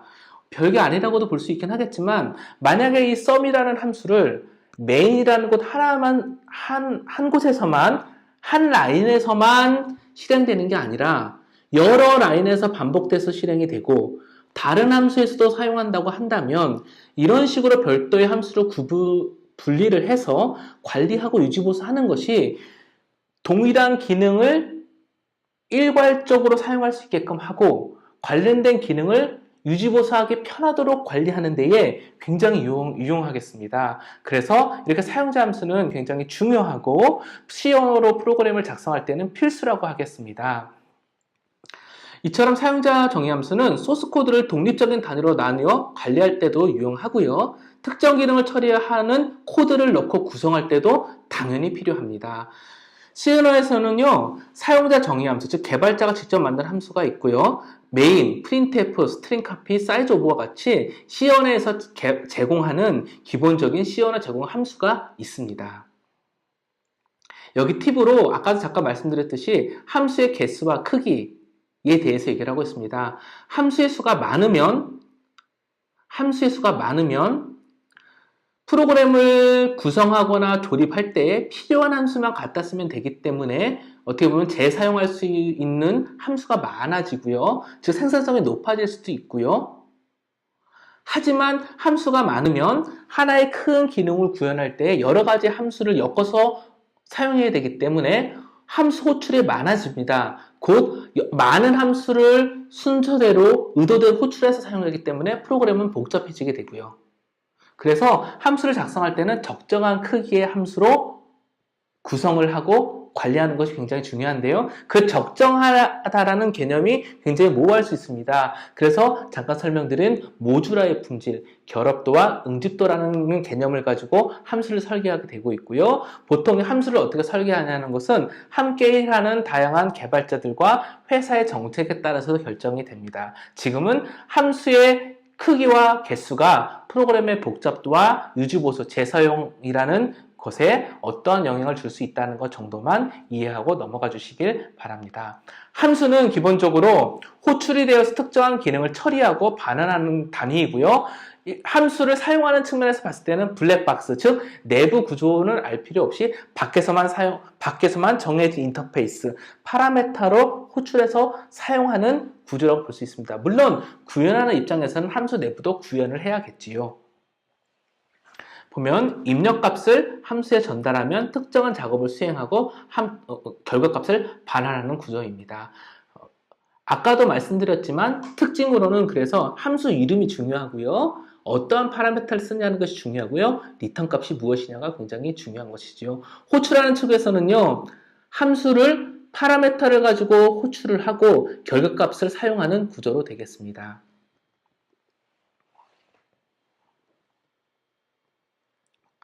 자, 함수 복귀 주소는 어떤 의미냐면요. 우리가 프로그램을 개발하다 보면 함수를 호출하게 되고요. 그 함수가 호출된 다음에 무엇이 실행하는지를 지정을 하게 됩니다. 이것을 함수 복귀 주소라고 하는데요. 지금은 이렇게 이해해 주셔도 무난하겠습니다. 함수를 호출한 다음에 그 다음 라인이 실행된다라고 지금은 이해해 주셔도 좋겠습니다. 나중에 좀 더 깊이 들어가고 시스템적인 지식을 좀 더 쌓으시면 함수의 복귀 주소, 스택의 복귀 주소, 그 다음에 이러한 실행하는 순서를 관리하는 레지스터 이런 것들도 학습하게 되는데요. 그것은 조금 더 나중에 학습하시고 지금은 역시 함수도 호출된 순서에 따라서 차례로 수행이 된다라고 기억을 해주셔도 지금은 괜찮겠습니다. 다시 돌아와서요. 아까 스택이라는 말씀을 드렸습니다. 함수는 스택을 이용해서 호출을 하고 사용하게 되는데요. 스택은 푸시와 팝이라는 연산자를 이용해서 사용하게 되는데요. 보시면은 스택은 마치 컵처럼 되어 있습니다. 만약에 내가 1번, 2번, 3번을 순서대로 스택에 넣었다면 꺼내는 순서는 3번, 2번, 1번 순서로만 꺼낼 수 있습니다. 이처럼 가장 나중에 들어간 것을 가장 먼저 꺼내는 구조로 구성되어 있는 것이 스택이지요. 그래서 먼저 보면은요, 함수가 호출을 하게 되면은요, 함수 만약에 B를 호출하게 되면은요, 함수 여기 A가 있다고 가정을 하겠습니다. 자, A가 B를 호출하고요, B라는 함수가 C라는 함수를 호출을 하고 특정한 기능을 수행한 다음에 복귀한다고 하겠습니다. 그때 스택은 어떻게 되는 거냐면요. 함수 B가 종료된 다음에 실행된 주소, 즉 그것을 복귀 주소라고 하는데요. 복귀 주소를 스택에 먼저 넣고요. 혹시 파라메터가 있다고 그러면 함수 B를 호출하기 위해서 필요한 파라메터가 있다고 하면 파라메터도 넣게 되어 있습니다. 지금은 파라메터가 들어가는 부분들은 생략되어 있는 그림입니다. 그 다음에 또다시 함수 C가 호출되면은요, 함수 A의 복귀 주소는 그대로 두면서 함수 B의 복귀 주소, 즉 함수 C가 호출된 다음에 실행되어야 될 그 주소를 다시 스택에 집어넣습니다. 그 다음에 기능을 수행하고요. 그러면은 함수 C가 종료가 된 거기 때문에 그 다음 실행할 주소, 즉 함수 B의 복귀 주소가 필요하게 되는 것이죠. 이것을 팝으로 꺼내다가 실행을 하게 되고요. 그러면 함수 C가 리턴 된 겁니다. 그럼 이제 함수 B가 수행되는 순간이 된 거고요. 다시 함수 B가 종료가 되면 다시 돌아와서 A의 연속으로 실행이 돼야 되잖아요. 그때 저장되어 있는 맨 마지막 복귀 주소 A를 또 팝을 해서 실행을 하게 됩니다. 이처럼 함수는 호출되는 순서에 따라서 스택에 복귀 주소를 차곡차곡 넣게 되어 있고요. 여기는 표현되어 있지 않지만 파라미터도 스택에 차곡차곡 쌓아서 이용하고 관리하게 됩니다. 따라서 아까 재기 함수를 말씀드렸는데 만약에 특정한 탈출 없이 즉 다시 팝을 이용해 가지고 복귀 주소를 꺼내는 과정 없이 계속 재기 호출로 함수만 호출하게 된다면 계속 복귀 주소가 쌓이게 되는 것이고요. 결국 스택이 넘쳐서 오버플로우로 오류가 발생하게 되는 이유가 바로 이것입니다. 이러한 함수들은 여러 가지로 구성되어 있을 수 있고요. 함수의 특징에 따라서 다양한 방식으로 호출해서 사용할 수 있는데요. 기본적으로 void sum, void 형식의 함수를 보겠습니다. 이거는 함수 이름은 있지만 리턴 값도 없고 파라미터도 없다는 뜻입니다. void는 없다라는 의미입니다. 그래서 메인 함수는 sum이라는 함수를 호출할 때에 파라미터를 전달할 필요성도 없고요. 리턴 값을 받아가지고 처리할 필요성도 없고 리턴 값을 처리할 수도 없습니다. 그리고 sum 함수는 그냥 sum 함수를 호출했다는 printf만을 출력하게 되는 것이지요. 차근히 따져보면 메인 함수 실행이 되면서 sum 함수로 점프를 하게 되고요. 이때 아까 스택의 푸시팝을 생각해 주시기 바랍니다. 다 처리가 되면 다시 복귀해서 메인 함수가 실행이 되는데 sum밖에 없기 때문에 바로 메인 함수는 종료가 되게 되는 것이지요. 이제는 파라메타를 전달하는 것을 생각해 보겠습니다. 먼저는 코드를 바로 먼저 볼 텐데요. 코드를 먼저 보도록 하겠습니다. 파라메타를 통해 전달을 합니다. 여기 보면은요. 메인 함수의 지역 변수로 x는 10, y는 20을 구성하고 있습니다. 그리고 sum 함수를 호출을 하는데요. sum 함수는 인테저형 값 두 가지를 파라메터로 받습니다. 그래서 더한 다음에 아무것도 리턴하지 않습니다. 단순히 더하기만 하는 값이지요. 그래서 x값을 출력해 보는 것입니다. 대신에 어떻게 구성을 했냐면요. 이 sum 함수는 더하기를 하는데 number a라는 것이 있잖아요. 첫 번째 파라미터에다가 더한 값을 지정합니다. 한번 여기에 브레이크 포인트를 찍고 실행을 해 보겠습니다.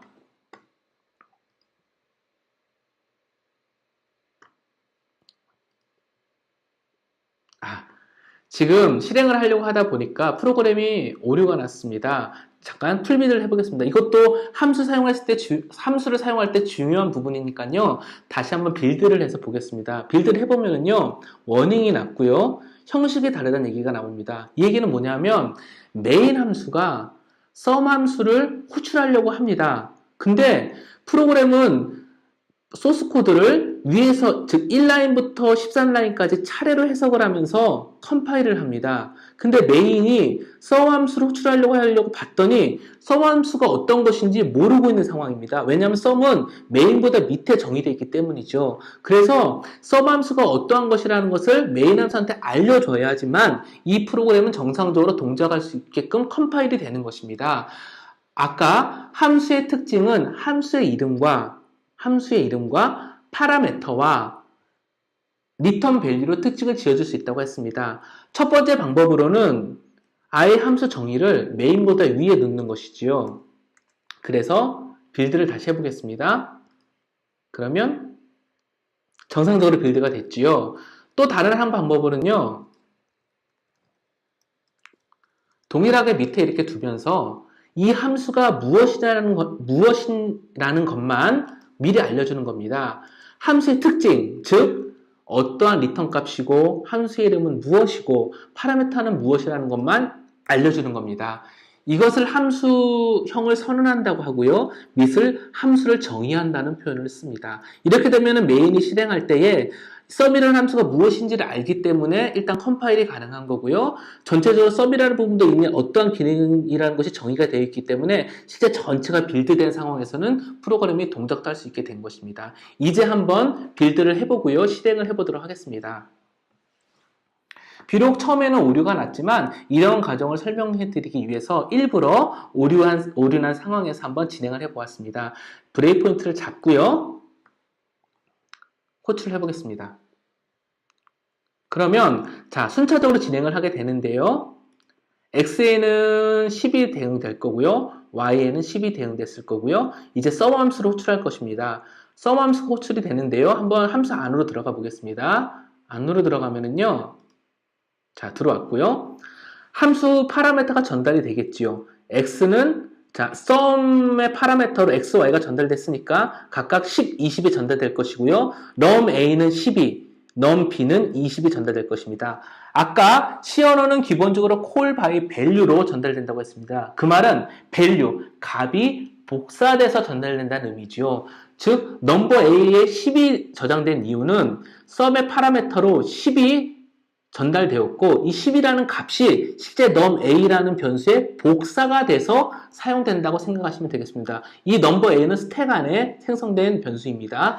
마찬가지로 sum의 두 번째 파라미터로 y가 전달이 됐는데 이 y 값이 20이기 때문에 넘버 b는 20이라는 값이 복사가 되어서 전달이 되는 것이죠. 그래서 계속 실행을 해보겠습니다. 이렇게 되면 넘버 a와 넘버 b를 더해서 넘버 a로 대응을 하는 거죠. 실행을 해보겠습니다. 그럼 실제 넘버 A는 30이 되죠. 더한 값이 저장되는 거니까. 하지만 썸을 호출할 때 사용한 이 X값은 여전히도 10입니다. 왜냐하면 복사해서 전달을 했다 뿐이지 변수 X값은 그대로 유지가 되는 것이거든요. 계속 한번 진행을 해보겠습니다. 자, 썸을 호출했고요. 리턴이 됐지만 X값은 여전히도 10인 것을 확인할 수 있습니다. 왜 썸이 호출이 됐는데 실제로 파라미터로 전달된 이 변수가 합계가 된 값인 30으로 변경이 됐음에도 다시 썸이 리턴이 된 상태에서 지역 변수인 X가 10인지 call by value로 해석을 할 수가 있고 call by value로 이해를 해주셔야 합니다. 다시 본문으로 돌아와 설명드리겠습니다. 자, 이처럼 조금 전에 코드를 살펴본 것과 같이 시언어에서 파라미터는 call by value로 전달되고요. 그것은 파라미터로 이 값이 복사가 되어서 전달된다는 것이고요. 그렇기 때문에 함수 내에서 그 변수를 수정한다고 해도 원래 변수에는 영향을 주지 않습니다. 이것이 call by value입니다. 다른 예로 call by reference가 있는데요. 원래 이 call by reference라는 부분은 참조에 의해서 value가 아니라 참조에 의해서 호출한다는 의미고요. 이 부분은 포인터, 메모리에 대한 이해가 있어야지만 조금 더 쉽게 이해할 수 있는 부분이고요. 이후 파트에서 다시 설명드리겠습니다. 지금은 간단하게 말씀드리면 주소 자체를, 자, 코드를 보겠습니다. 주소 자체를 전달하는 것이 아니라 수정을 해보겠습니다. 앞에 참조 연산자를 주면 실제 이 주소가 전달되는 게 아니라 죄송합니다. 실제 참조 연산자를 주게 되면 실제 x의 값이 전달되는 게 아니라 이 x라는 변수가 저장되는 메모리 주소를 전달한다는 의미가 됩니다. 그리고 실제로 지금은 포인터를 아직 공부하기 전이기 때문에 헷갈릴 수도 있지만 포인터를 이용해서 전달을 받고요. 각각의 포인터를 이용해서 계산을 하면 자, 이 경우는 결과가 어떻게 되는지 한번 다시 빌드에서 확인해 보도록 하겠습니다. 지금 한 것이 call by, 죄송합니다. 다시 해보겠습니다. 지금 한 가지 제가 실수를 했는데요. 혹시 어떤 실수를 했는지 아실 수 있을까요? 참고로 여기 물개 표시가 있습니다. 이 얘기는 뭐냐 하면 실제로 정의는 sum이라는 함수를 포인터로 정의를 해놓고서 메인 함수 호출하기 전에는 일반 인테저형으로 사용할 수 있도록 선언을 했기 때문에 워닝이 나고 오류가 생긴 것입니다. 그래서 이 부분도 마찬가지로 동일하게 함수는 파라미터의 종류와 개수, 그 다음에 함수 이름, 리턴 밸류로 구별한다는 특징에 따라서 정확히 선언을 해주고 다시 한번 빌드하고 돌려보도록 하겠습니다. 그러면 아무런 워닝이 없이 실행이 되고요. x는 10이 저장이 되고 y는 20이 저장됐습니다. 진행을 해보겠습니다. sum 함수로 당연히 들어오겠지요. 근데 sum 함수에는 실제로 보시면 10, 20이 아니라 어떤 특정한 0x로 시작하는 특정한 값들이 전달되어 오죠. 이게 어떤 값이냐면 실제 이 변수 x가 저장되어 있는 메모리 값입니다. 그리고 그 메모리 값을요, 접근을 하게 되면요, 그 메모리, 여기 보면은 이제 꽃표, 별표 표시가 있습니다. 별표 연산자를 통해 가지고 접근을 하게 되면요, 실제 이 메모리에 저장되어 있는 그 값을 참조할 수 있게 됩니다. 그래서 10이 되는 것이죠. 마찬가지로 뒤도 값을 따라가서 메모리에 저장되어 있는 값을 참조하면 20이 되겠죠. 그것을 이 주소를 따라간 그곳에다가 저장하라는 의미가 됩니다. 그래서 이것을 실행하게 되면은요, 실제로 넘버 A의 값은 30이 되죠. 자, 한번 생각해 보시기 바랍니다.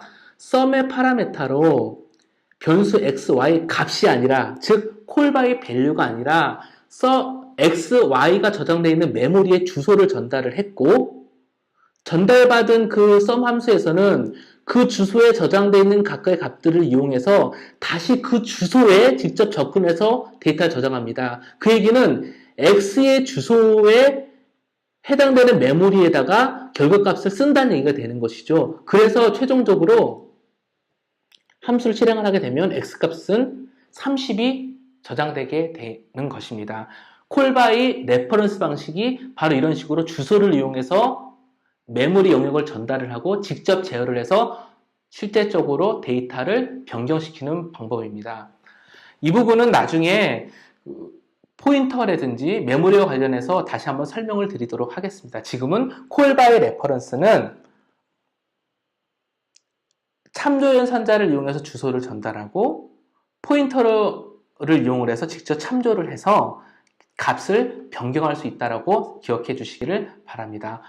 한 가지 더 꼭 기억해 주실 부분은 C 언어는 기본적으로 콜바이 밸류 방식으로 값을 복사해서 호출하는 방식으로 함수를 호출합니다. 콜바이 레퍼런스에 대해서 한 번 더 설명을 드린 부분인 거고요. 제가 조금 전에 소스 코드를 이용해서 설명을 드린 것과 함께 다시 한번 살펴봐 주시기를 바랍니다. 메모리 주소를 전달하는 것을 기억해 주시면 크게 어렵지 않을 것이라고 생각합니다. 아까 참조형 앰퍼샌드 연산자는 변수가 위치한 메모리 주소를 가져온다라는 부분입니다. 그리고 포인터와 관련된 설명을 하고 있는데요. 이 별표 표시를 이용하게 되면 그 메모리 주소에 저장되어 있는 데이터를 참조한다는 의미인 거고요. 자세한 내용은 그 이후에 포인터 부분에서 다시 한번 설명을 드리도록 하겠습니다. 지금은 코드를 이용해서 설명해 드린 콜바이 레퍼런스 방식, 호출 방식과 연결해서 다시 한번 본문을 읽어봐 주시기를 부탁드리겠습니다. 자, 그 다음은요, 함수의 출력값, 결과값을 이용하는 부분인데요. 이번 함수는 이전 함수와 다르게 두 개의 인테저형 파라미터와 함께 한 개 인테저형의 결과값을 리턴하고 있습니다. 그래서 실제로 보면은요, 인테저 x, y를 20, 30으로 선언을 하고요. 썸 함수를 20, 30을 파라미터로 전달을 하게 되면요, 두 개의 값을 콜바이 밸류 방식으로 전달된 두 개의 값을 더해서 리턴 하게 있습니다. 즉 30이 되겠죠. 30이 리턴이 돼서 실제로 썸을 한 결과가 30으로서 결과로 반환이 됩니다. 그래서 실제로는 %d에 대응되는 정수값인 30이 되어서 출력은 30이 함수 호출의 결과는 30이다. 이렇게 출력이 되게 됩니다. 이런 과정도 역시 한 번 더 살펴봐 주시기를 바랍니다. 자, 함수 프로토타입에 대해서 설명드릴 텐데요. 조금 전에 제가 함수를 구성하면서 함수가 어떤 형식이라는 것을 선해주지 않으면 원인과 오류가 나는 것을 설명드렸습니다. 거기에 대한 설명인데요. 함수는요, 기본적으로 다시 말씀드리지만 이름과 파라미터의 형과 파라미터의 개수, 그 다음에 결과값, 즉 리턴 밸류로 특징을 지을 수 있고요. 함수를 사용하기 전에는 반드시 어떠한 함수라는 그 특징을 알려줘야 됩니다. 이렇게 함수의 이름을 알려주는 것을요, 함수 프로토타입을 선언해 준다고 하고요. 이렇게 선언을 해줘야지만 정상적으로 호출이 됩니다. 그리고 이렇게 단순히 선언만 해주는 것뿐만 아니라 실제로 그 함수를 구현하는 것들도 존재해야지만 정상적으로 프로그램이 빌드가 돼서 동작을 하게 됩니다. 보통 C 언어 같은 경우에는요, 스트링 카피, 스트링 컴페어 이런 것들도 그냥 사용할 수 있었던 이유가 그 프로그램을 보시면요, 스탠다드 IO라는 시스템 헤더 파일이 있습니다. 인클루드를 이용해서 헤더 파일을 포함시키면 이 헤더 파일의 내용이 소스 안에 그대로 포함되는 효과를 주는데요. 역시 매크로와 인클루드와 관련된 부분은 이후 파트에서 다시 설명을 드리겠습니다. 지금은 비주얼 C 혹은 C 언어에서 제공하는 여러 가지 함수들을 사용할 수 있는 함수형이 이런 헤더 파일에 정의가 되어 있고 그것을 인클루드문을 이용해서 포함했기 때문에 자유스럽게 사용할 수 있다. printf 같이 이런 시스템 함수를 C 언어가 정의해준 함수를 자유롭게 사용할 수 있다라고 이해해 주시면 좋겠습니다. 보통 이렇게 헤더 파일에 함수형들을 넣어놓고 사용해 주게 됩니다. 그 내용들을 설명해 주고 있는 것이고요. 만약에 테스트 헤더 파일이라는 곳에 sum과 sub라는 함수형을 선언해 놨다면 테스트 헤더 파일을 include 함으로써 별도의 선언 없이 편리하게 사용할 수 있습니다. 만약에 sum과 sub라는 함수를 하나의 테스트 C가 아니라 다른 C 파일에서 사용한다 그러면 이렇게 테스트 헤더 파일처럼 헤더 파일을 만들어서 그쪽에 다른 C 파일에 include해서 쓰게 되면 좀 더 편리하겠죠. 물론 다시 말씀드리지만 어느 한 곳에는 그 함수의 전체적인 정의, 동작 구조, 명령어들이 정확히 정의가 되어 있어야만 정상적으로 빌드가 되고 실행이 됩니다. include 문과 관련해서는 이후에 다시 한번 설명을 드리는데요. 여기 보면은 꺽쇠로 include를 하는 경우도 있고요. 또 하나는요. 따옴표로, 쌍따옴표로 include 하는 경우가 있습니다. 꺽쇠로 include를 하게 되면은요. 비주얼 C 또는 C 컴파일러가 기본적으로 구성해 놓은 기본 검색 경로에 따라서 이 헤더 파일을 찾는다는 것이고요. 쌍따옴표로 하게 되면 이 현재 개발하고 있는 이 소스가 저장되어 있는 경로부터 그 헤더 파일을 찾는다는 겁니다. 이 헤더 파일을 찾을 수 없다 그러면은 헤더 파일을 include 할 수 없기 때문에 컴파일 할 때 오류가 발생하게 되거든요. 그리고 아까도 말씀드렸지만 include 문이나 매크로, define 같은 부분들은 이후 파트에서 다시 설명을 드릴 예정입니다. 혹시 궁금하시면 미리 보셔도 상관없습니다. 이제 각 함수에서 사용하는 지역 변수와 전역 변수를 알아보도록 하겠습니다. 아까 예제 소스를 통해서도 함수, 지역 변수, 전역 변수, 자정 변수 이런 개념들을 설명드렸는데요. 동일한 내용이 반복되니까 빠르게 특징만을 살펴보도록 하겠습니다.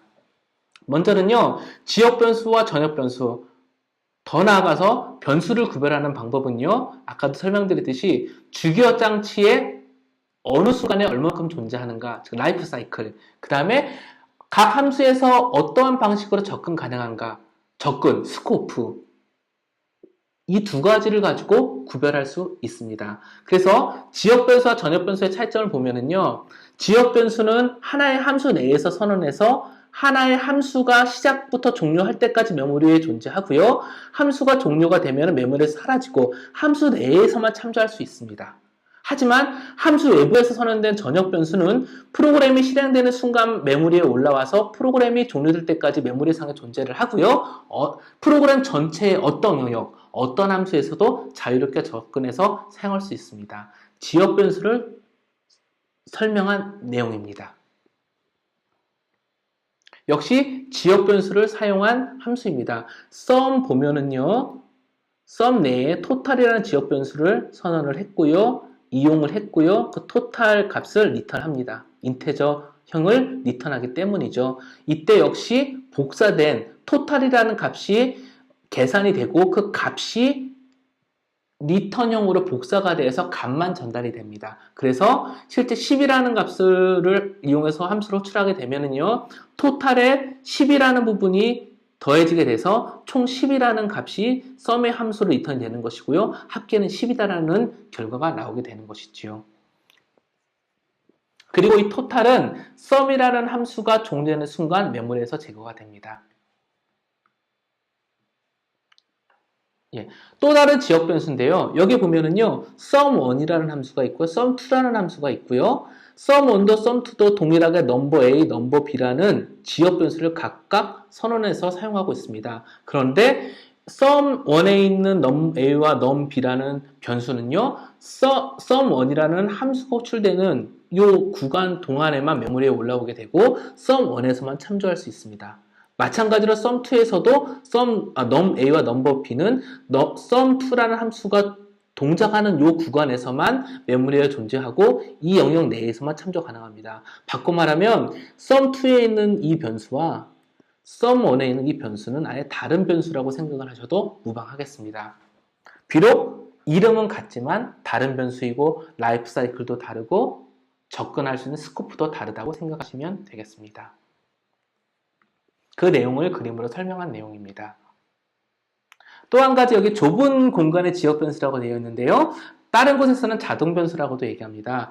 이것은 함수의 호출과는 관계가 없는데요. 이 메인 함수를 보면은요. 먼저는 메인 함수의 지역 변수로 x를 선언을 했습니다. 근데 포문이 하나가 도는데요. 중괄호를 이용해 가지고 다시 한번 동작하는 구역을 정의를 했고요. 이 안에서 또다시 x20이라는 인테저형 x를 다시 한번 선언을 했습니다. 즉 메인 함수의 지역 변수로도 x가 선언이 됐는데 포문에 이 중괄호를 시작하는 블록 내에서 다시 x라는 것이 선언이 된 것이죠. 그렇다면 이 x라는 변수는 바로 이 포문에 영향을 주는 이 블록 안에서만 존재하게 되는 것이고요. 이 안에서만 참조할 수 있는 것이고요. 이 포문을 나오는 순간 이 x라는 변수는 사라지게 됩니다. 즉 메인에 선언된 이 x와 포문 안에 블록된 이 x는 이름은 같지만 라이프 사이클과 참조되는 영역의 스코프가 전혀 다른 변수가 되는 것이죠. 이러한 변수를 좁은 공간에서의 지역 변수라는 컨셉으로 설명을 하고요.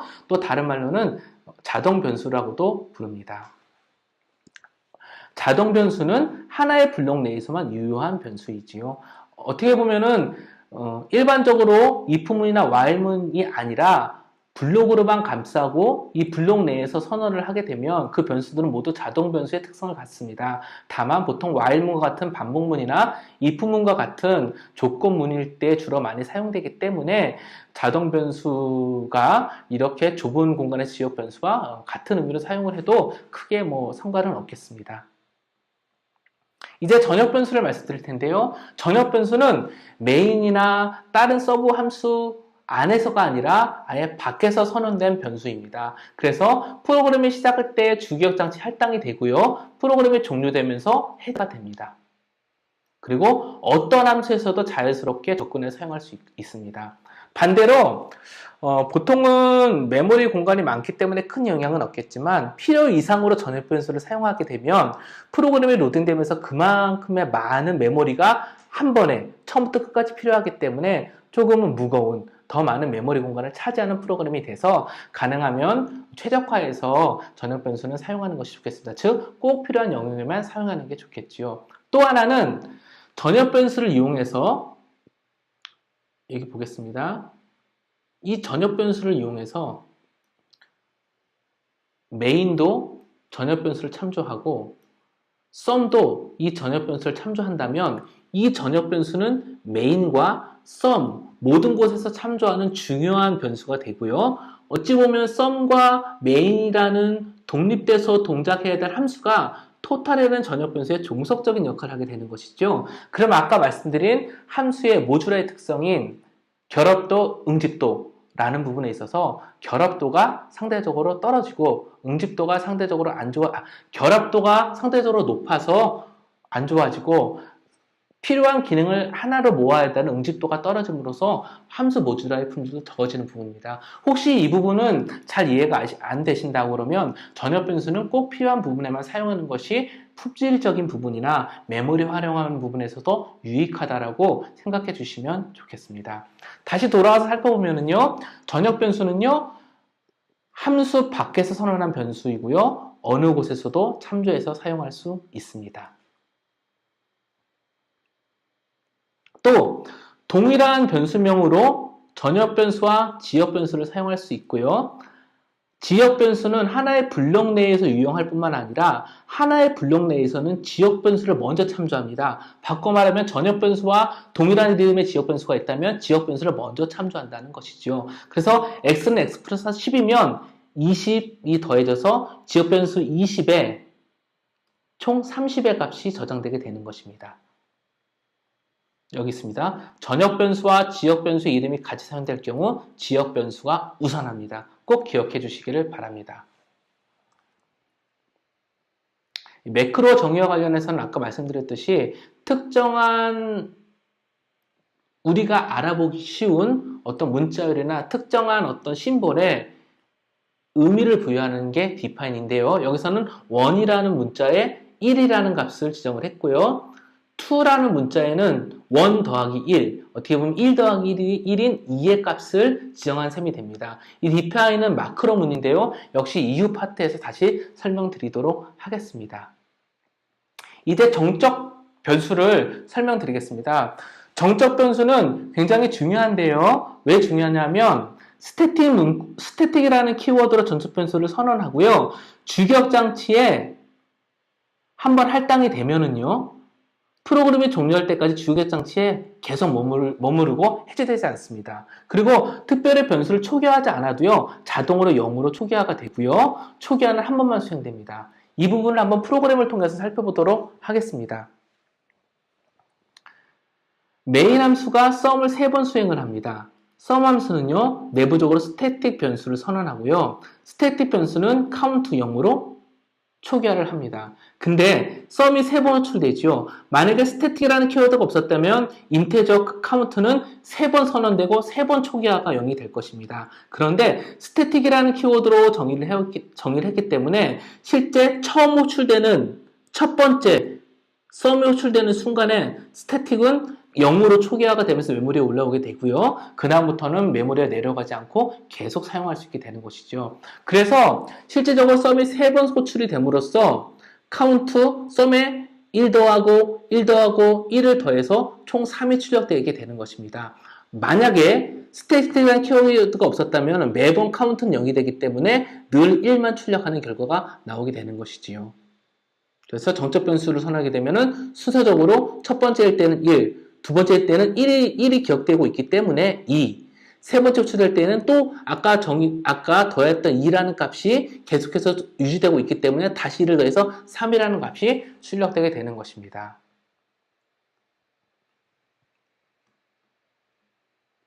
자, 이번에는 지역 변수, 전역 변수, 정적 변수가 어디에 저장되는지를 살펴보겠습니다. 지역 변수, 전역 변수, 다음에 정적 변수는요, 각각 지역 변수는 stat, 전역 변수는 데이터 영역, 그 다음 힙 영역이라고 또 다른 영역이 있습니다. 각각 메모리 공간을 이렇게 나누어서 구별이 되는데요. 아까도 말씀드렸듯이 함수가 사용하는 지역 변수는 스택에 저장이 되게 되고요. 전역 변수는 데이터라는 영역에 저장이 되고요. 전역 변수는 참 데이터라는 영역에 저장이 되고요. 스태틱으로 정의한 부분도 데이터 영역에 저장이 됩니다. 힙 영역은요. 나중에 살펴본 MR력과 같이 힙 메모리 영역을 할당한 특정한 함수로 호출하게 되면 힙 영역의 메모리를 할당하고 해제할 때까지 계속 그 영역의 메모리를 사용할 수 있습니다. 그때 사용하는 것이 힙 영역이고요. 이 부분 역시 이후에 메모리 관리 부분에서 다시 한번 설명을 드리도록 하겠습니다. 레지스터 변수와 관련해서도 설명을 드릴 텐데요. 실제로 레지스터 변수는 최근에는 의미가 많이 퇴색했습니다. 왜냐하면 컴파일러가 발전하고 최적화 기법이 많이 발전하면서 특정한 상황에서는 레지스터라는 키워드를 주지 않더라도 특정 변수 몇 개는 레지스터에 이미 할당을 컴파일러가 해버리게 되거든요. 하지만 레지스터라는 변수의 의미는 중요하기 때문에 살펴보도록 하겠습니다. CPU 내에는요.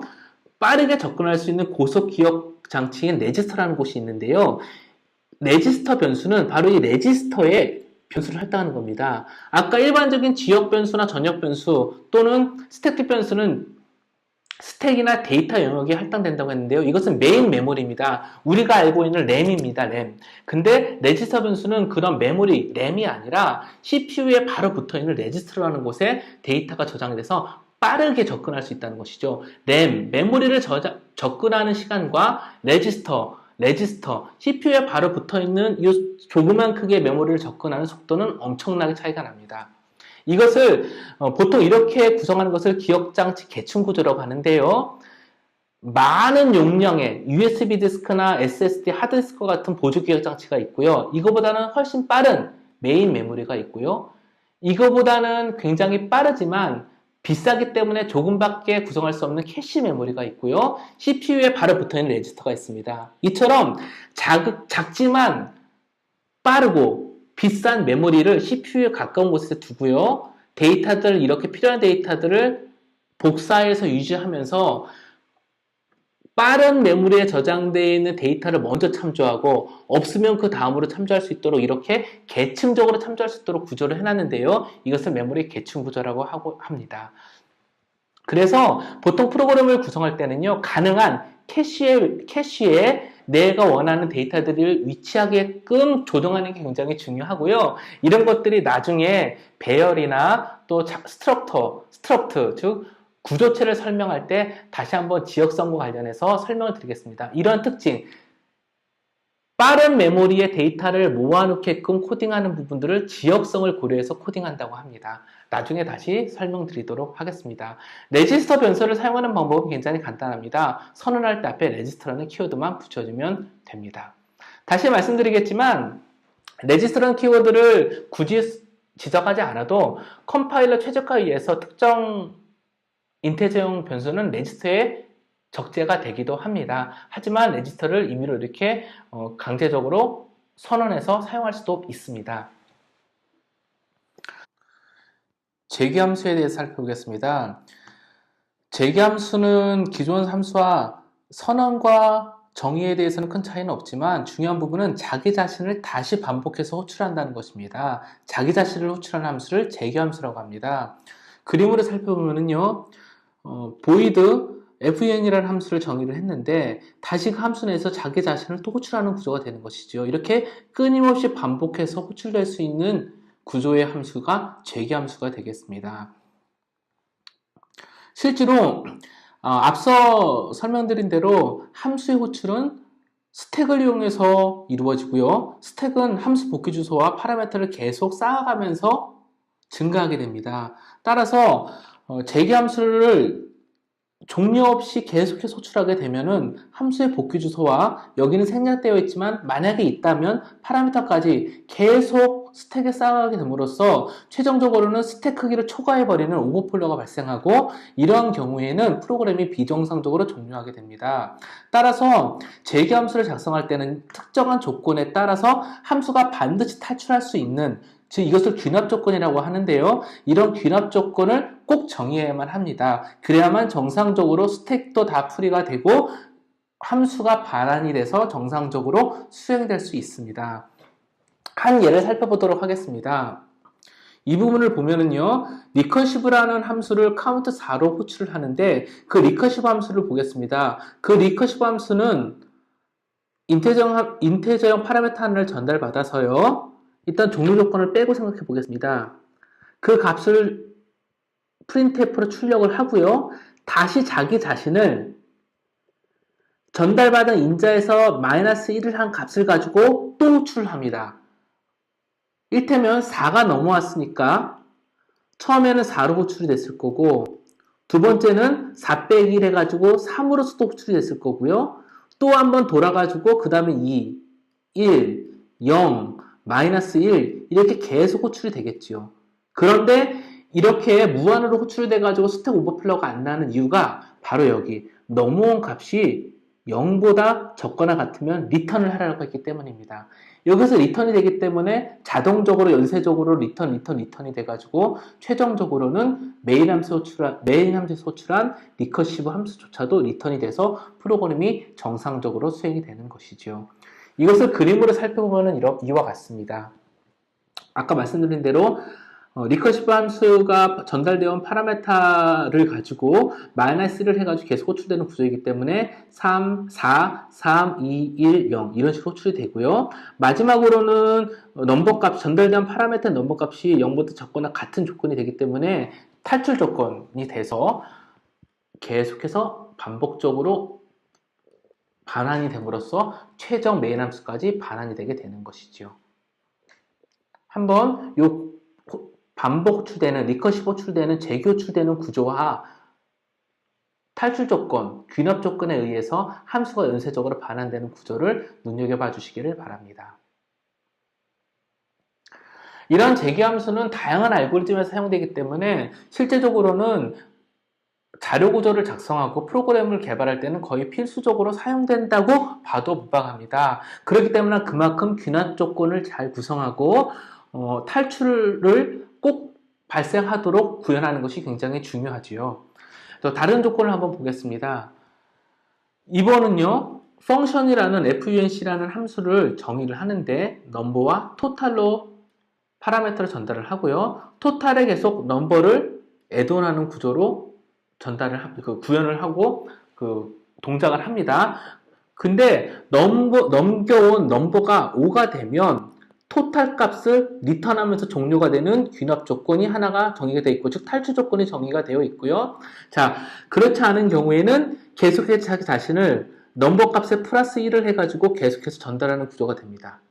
그래서 메인 함수에서 호출하는 구조를 보게 되면은요, 처음에 1이라는 것을 1과 0을 파라미터로 전달하게 되고요. 이 1이라는 파라미터가 계속해서 재기 호출이 되면서 1, 2, 3, 4, 5 이와 같이 재기 호출이 쭉 되고요. 마지막으로 호출이 되면서 넘버가 5와 같으면은 토탈을 리턴하는 탈출 조건을 해가지고 리턴이 되게 되는 것이지요. 이 부분 역시 프로그램을 하나씩 살펴보시고요. 필요하시면은 코딩을 하신 다음에 브레이크포인트를 찍어서 그 관계를 하나씩 살펴봐 주시기를 바랍니다.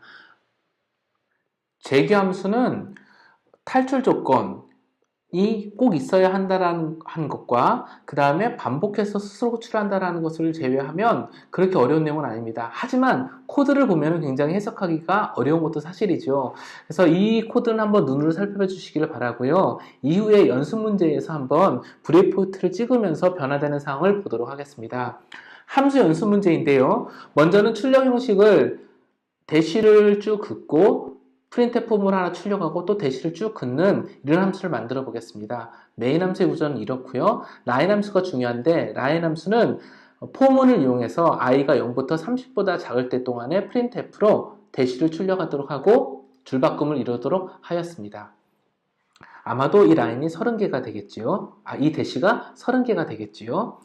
다음에 정수를 입력받아서 다음을 출력하셨는데요. 예를 들면 5라는 정수를 입력받으면 1, 2, 3, 4, 5 5개의 라인에 각각 1개부터 5개까지의 별표를 출력하는 것입니다. 이게 전형적으로 포문을 2개를 사용해서 구현하는 전형적인 부분인데요. 이 부분은 한번 소스 코드를 디버깅을 하면서 동작 구조를 보도록 하겠습니다. 이 소스 코드인데요. 기본적으로는 스캔F를 통해 가지고 n값을 입력받아 가지고 구현을 하겠지만 우리는 좀 더 편의를 위해서 n값에 5를 대입을 하고 진행을 하도록 하겠습니다. 프린트 스타 함수가 어떻게 동작하는지를 보는 건데요. 일단은 포문에다가 브레이크 포인트를 찍고 한번 보도록 하겠습니다. 두 번째 포문에 브레이크 포인트를 찍었습니다. 이 포문 같은 경우에는 첫 번째 포문 같은 경우에는 i가 1부터 해서 n까지 전달되어 온 n까지 즉 5보다 적거나 같을 동안에 이 부분을 반복하는 건데요. 두 번째 포문으로 들어가게 되면요. 일단 진입을 해야 변수가 바뀌니까 진입을 해보겠습니다. 두 번째 포문으로 들어오게 되면 j가 1부터 앞에서 정의된 i 1보다 적거나 같을 동안에 printf 별표를 찍는 거죠. 그래서 실질적으로 보면 자, 두 번 돌아서 j가 2가 되었기 때문에 1보다 커버렸죠. 그래서 한 번만 찍고 줄바꿈을 출력하는 구조가 되었습니다. 그래서 결과를 보면은요, 별표가 하나가 찍혀 있겠죠. 두 번째를 보면 i가 이제 2가 되었죠. 그러면 아까 것과 비교해 살펴보면 j는 1부터 2까지 프린트문을 찍을 거기 때문에 두 개의 별표가 찍히겠죠. 이제는 좀 더 빠르게 진행하기 위해서 프린트 F 쪽에다가 브레이크 포인트를 찍고 바로 실행해 보겠습니다. 그러면 두 개의 별표가 찍혔고요. 3개 찍혔을 거고요. 4개 찍혔을 거고요. 아마도 5개가 찍혔겠지요. 그 내용을 보도록 하겠습니다. 5개가 찍혔습니다. 이처럼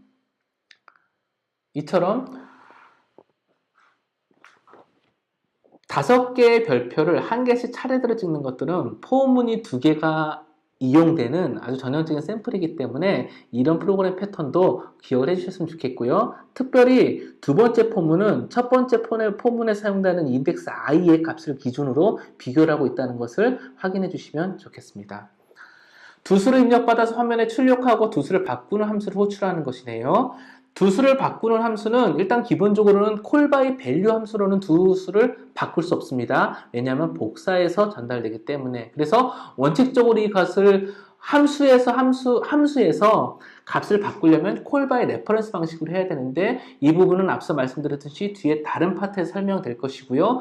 이번에는 좀 다르게 구현이 되어 있습니다. 두 개의 함수를 입력받고요. 스캔F로 수압이라는 함수를 호출하는데 이 안에서는 실제 XY 값을 바꾸는 게 아니라 XY 값을 복사해온 그 콜바이 밸류 방식으로 복사해온 XY에다가 임시변수 템플을 이용해가지고 여러 번 말씀드린 겁니다. 이러한 코딩 패턴은 임시변수를 이용해가지고 두 가지의 변수의 값을 바꾸는 구조입니다. XY 값을 변경을 해서 XY 값을 출력을 하는 겁니다. 그러니까 넘어온 값은 만약에 10과 20을 XY에 할당을 했다면, 입력을 받아왔다면 수압 함수에는 10과 20이 호출돼서 각각 콜바의 밸류 방식으로 복사해온 XY에는 10과 20이 저장되어 있겠지만 최종적으로는 교환이 돼서 20과 10이 출력되는 구조가 되겠습니다. 아스키 코드 출력하는 프로그램인데요. 이거 같은 경우는 아스키 코드에 해당되는 것을 출력하는데 문자 하나를 %C로 이용해서 스캔앱을 하나 받아오고요.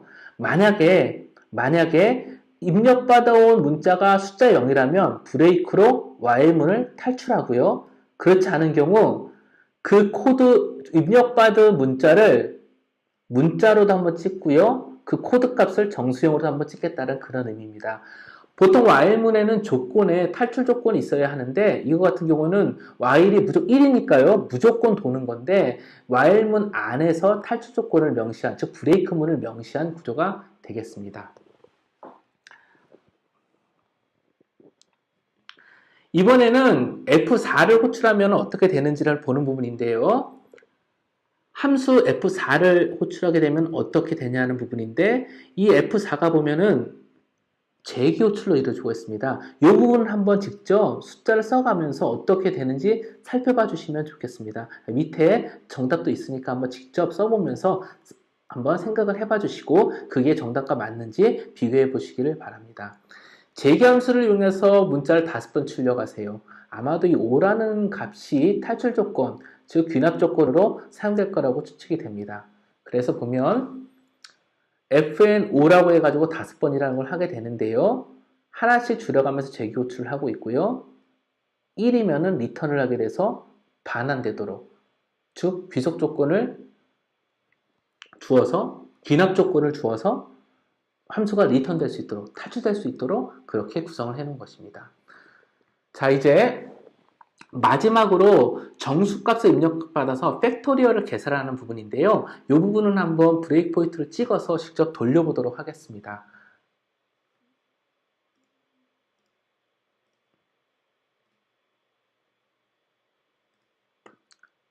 예제 7번을 가져와서 한번 살펴보도록 하겠습니다. 예제 7번인데요. 실질적으로 팩토리얼을 구성하기 위해서 원래는 사용자로부터 팩토리얼을 계산하기 위한 정수형 변수 하나를 입력받아야 됩니다. 근데 역시 계산의 편리를 위해서 5팩토리얼을 계산을 하는 거로 하고요. 넘버에 5를 대입하도록 하겠습니다. 자, 그래서 보면 팩토리얼 5잖아요. 근데 팩토리얼 5가 어떻게 계산되는지를 보겠습니다. 팩토리얼 함수를 호출을 하는데 다시 재기 호출이 되고 있죠. 반복해서 호출이 되는데 하나 적은, 즉 x-1을 곱하면서 계속 호출이 되고 있습니다. 어떤 식으로 동작하는지 한번 브레이크 포인트를 찍어보도록 하겠습니다. 한번 여기다 찍고 보도록 하겠습니다.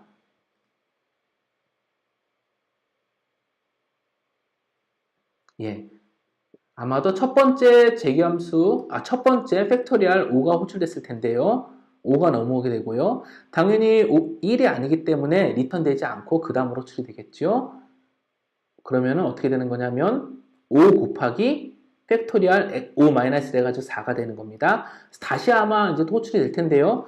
두 번째 리커시브 콜이 된 것이죠. 4가 넘어왔을 거고요. 이번에는 마찬가지로 4 곱하기 4-1에서 3이 돼서 또 호출될 겁니다. 다시 돌려보면은요, 이번엔 3이 넘어왔을 거고요. 또 돌려보면요, 이번에는 2가 넘어왔을 거고요. 다시 돌려보면요, 이번에는 1이 넘어왔을 겁니다. 그래서 1이 조건문, 탈출 조건문에 따라서 1이 되기 때문에 리턴이 되겠죠. 자, 그러면 또 아까 그러면은 리턴에서 돌아왔기 때문에 아까 2 곱하기 이 부분이 리턴이 된 것이죠. 그래서 2 곱하기 팩토리얼 2 빼기 1이 다시 리턴되는 것이고요. 자, 이번엔 다시 또 리턴이 되는 것이고요. 점점 숫자가 아까와 반대되는 것으로 x값이 증가하는 걸 볼 수 있습니다. 이번엔 4 곱하기 3이 리턴 됐겠죠. 자, 이와 같이 5 곱하기 이번엔 4가 됐겠죠. 이와 같이 최종적으로 되어서 맨 마지막에 팩토리얼, 즉 5 곱하기 4 곱하기 3 곱하기 2 곱하기 1이 계산된 값이 레이저트에 저장이 되겠습니다. 120이 되네요. 이와 같이 팩토리얼을 계산하기 위한 함수는 재기함수로 구성되어 있고요. 탈출 조건, 귀납 조건이라고 하는 조건이 명시가 되어서 무한으로 반복되어서 스택 오버플로가 나는 것이 아니라 적정한 시점에서 탈출하게 되는 것이고요. 5팩토리얼을 만약에 이렇게 재기함수로 구성하는 것이 아니라 다르게 구성한다면 굉장히 복잡해질 수 있거나 어려울 수 있었을 겁니다. 근데 이렇게 재기함수를 이용하면 굉장히 간편하게 어찌 보면 직관적으로 쉽게 구현할 수 있게 되었습니다. 자, 이렇게 해가지고 함수와 관련된 예제를 맞추도록 하겠습니다. 중요한 부분은 함수 같은 경우는 call by value로 파라미터가 전달된다는 것을 기억해 주시고요. 함수는 함수의 이름과 파라미터와 리턴 값으로 특징 지어준다는 걸 기억해 주시고요. 재기함수의 경우에는 탈출 조건, 귀납 조건이라고 불리는 것이 반드시 들어가서 스택 오버플로가 나지 않고 적절한 시점에 리턴될 수 있도록 구현하는 것이 중요하다는 것을 기억해 주시기 바랍니다. 혹시 설명이 미진한 부분은 이후 파트에서 메모리 관련된 부분, 함수 관련된 부분, 그 다음에 프로젝트를 다양하게 구성하는 부분에서 다시 설명드릴 예정이니까 그때 다시 한번 살펴봐 주시길 바라고, 궁금하신 분들은 미리 그 부분을 먼저 학습을 하셔도 크게 관계는 없겠습니다.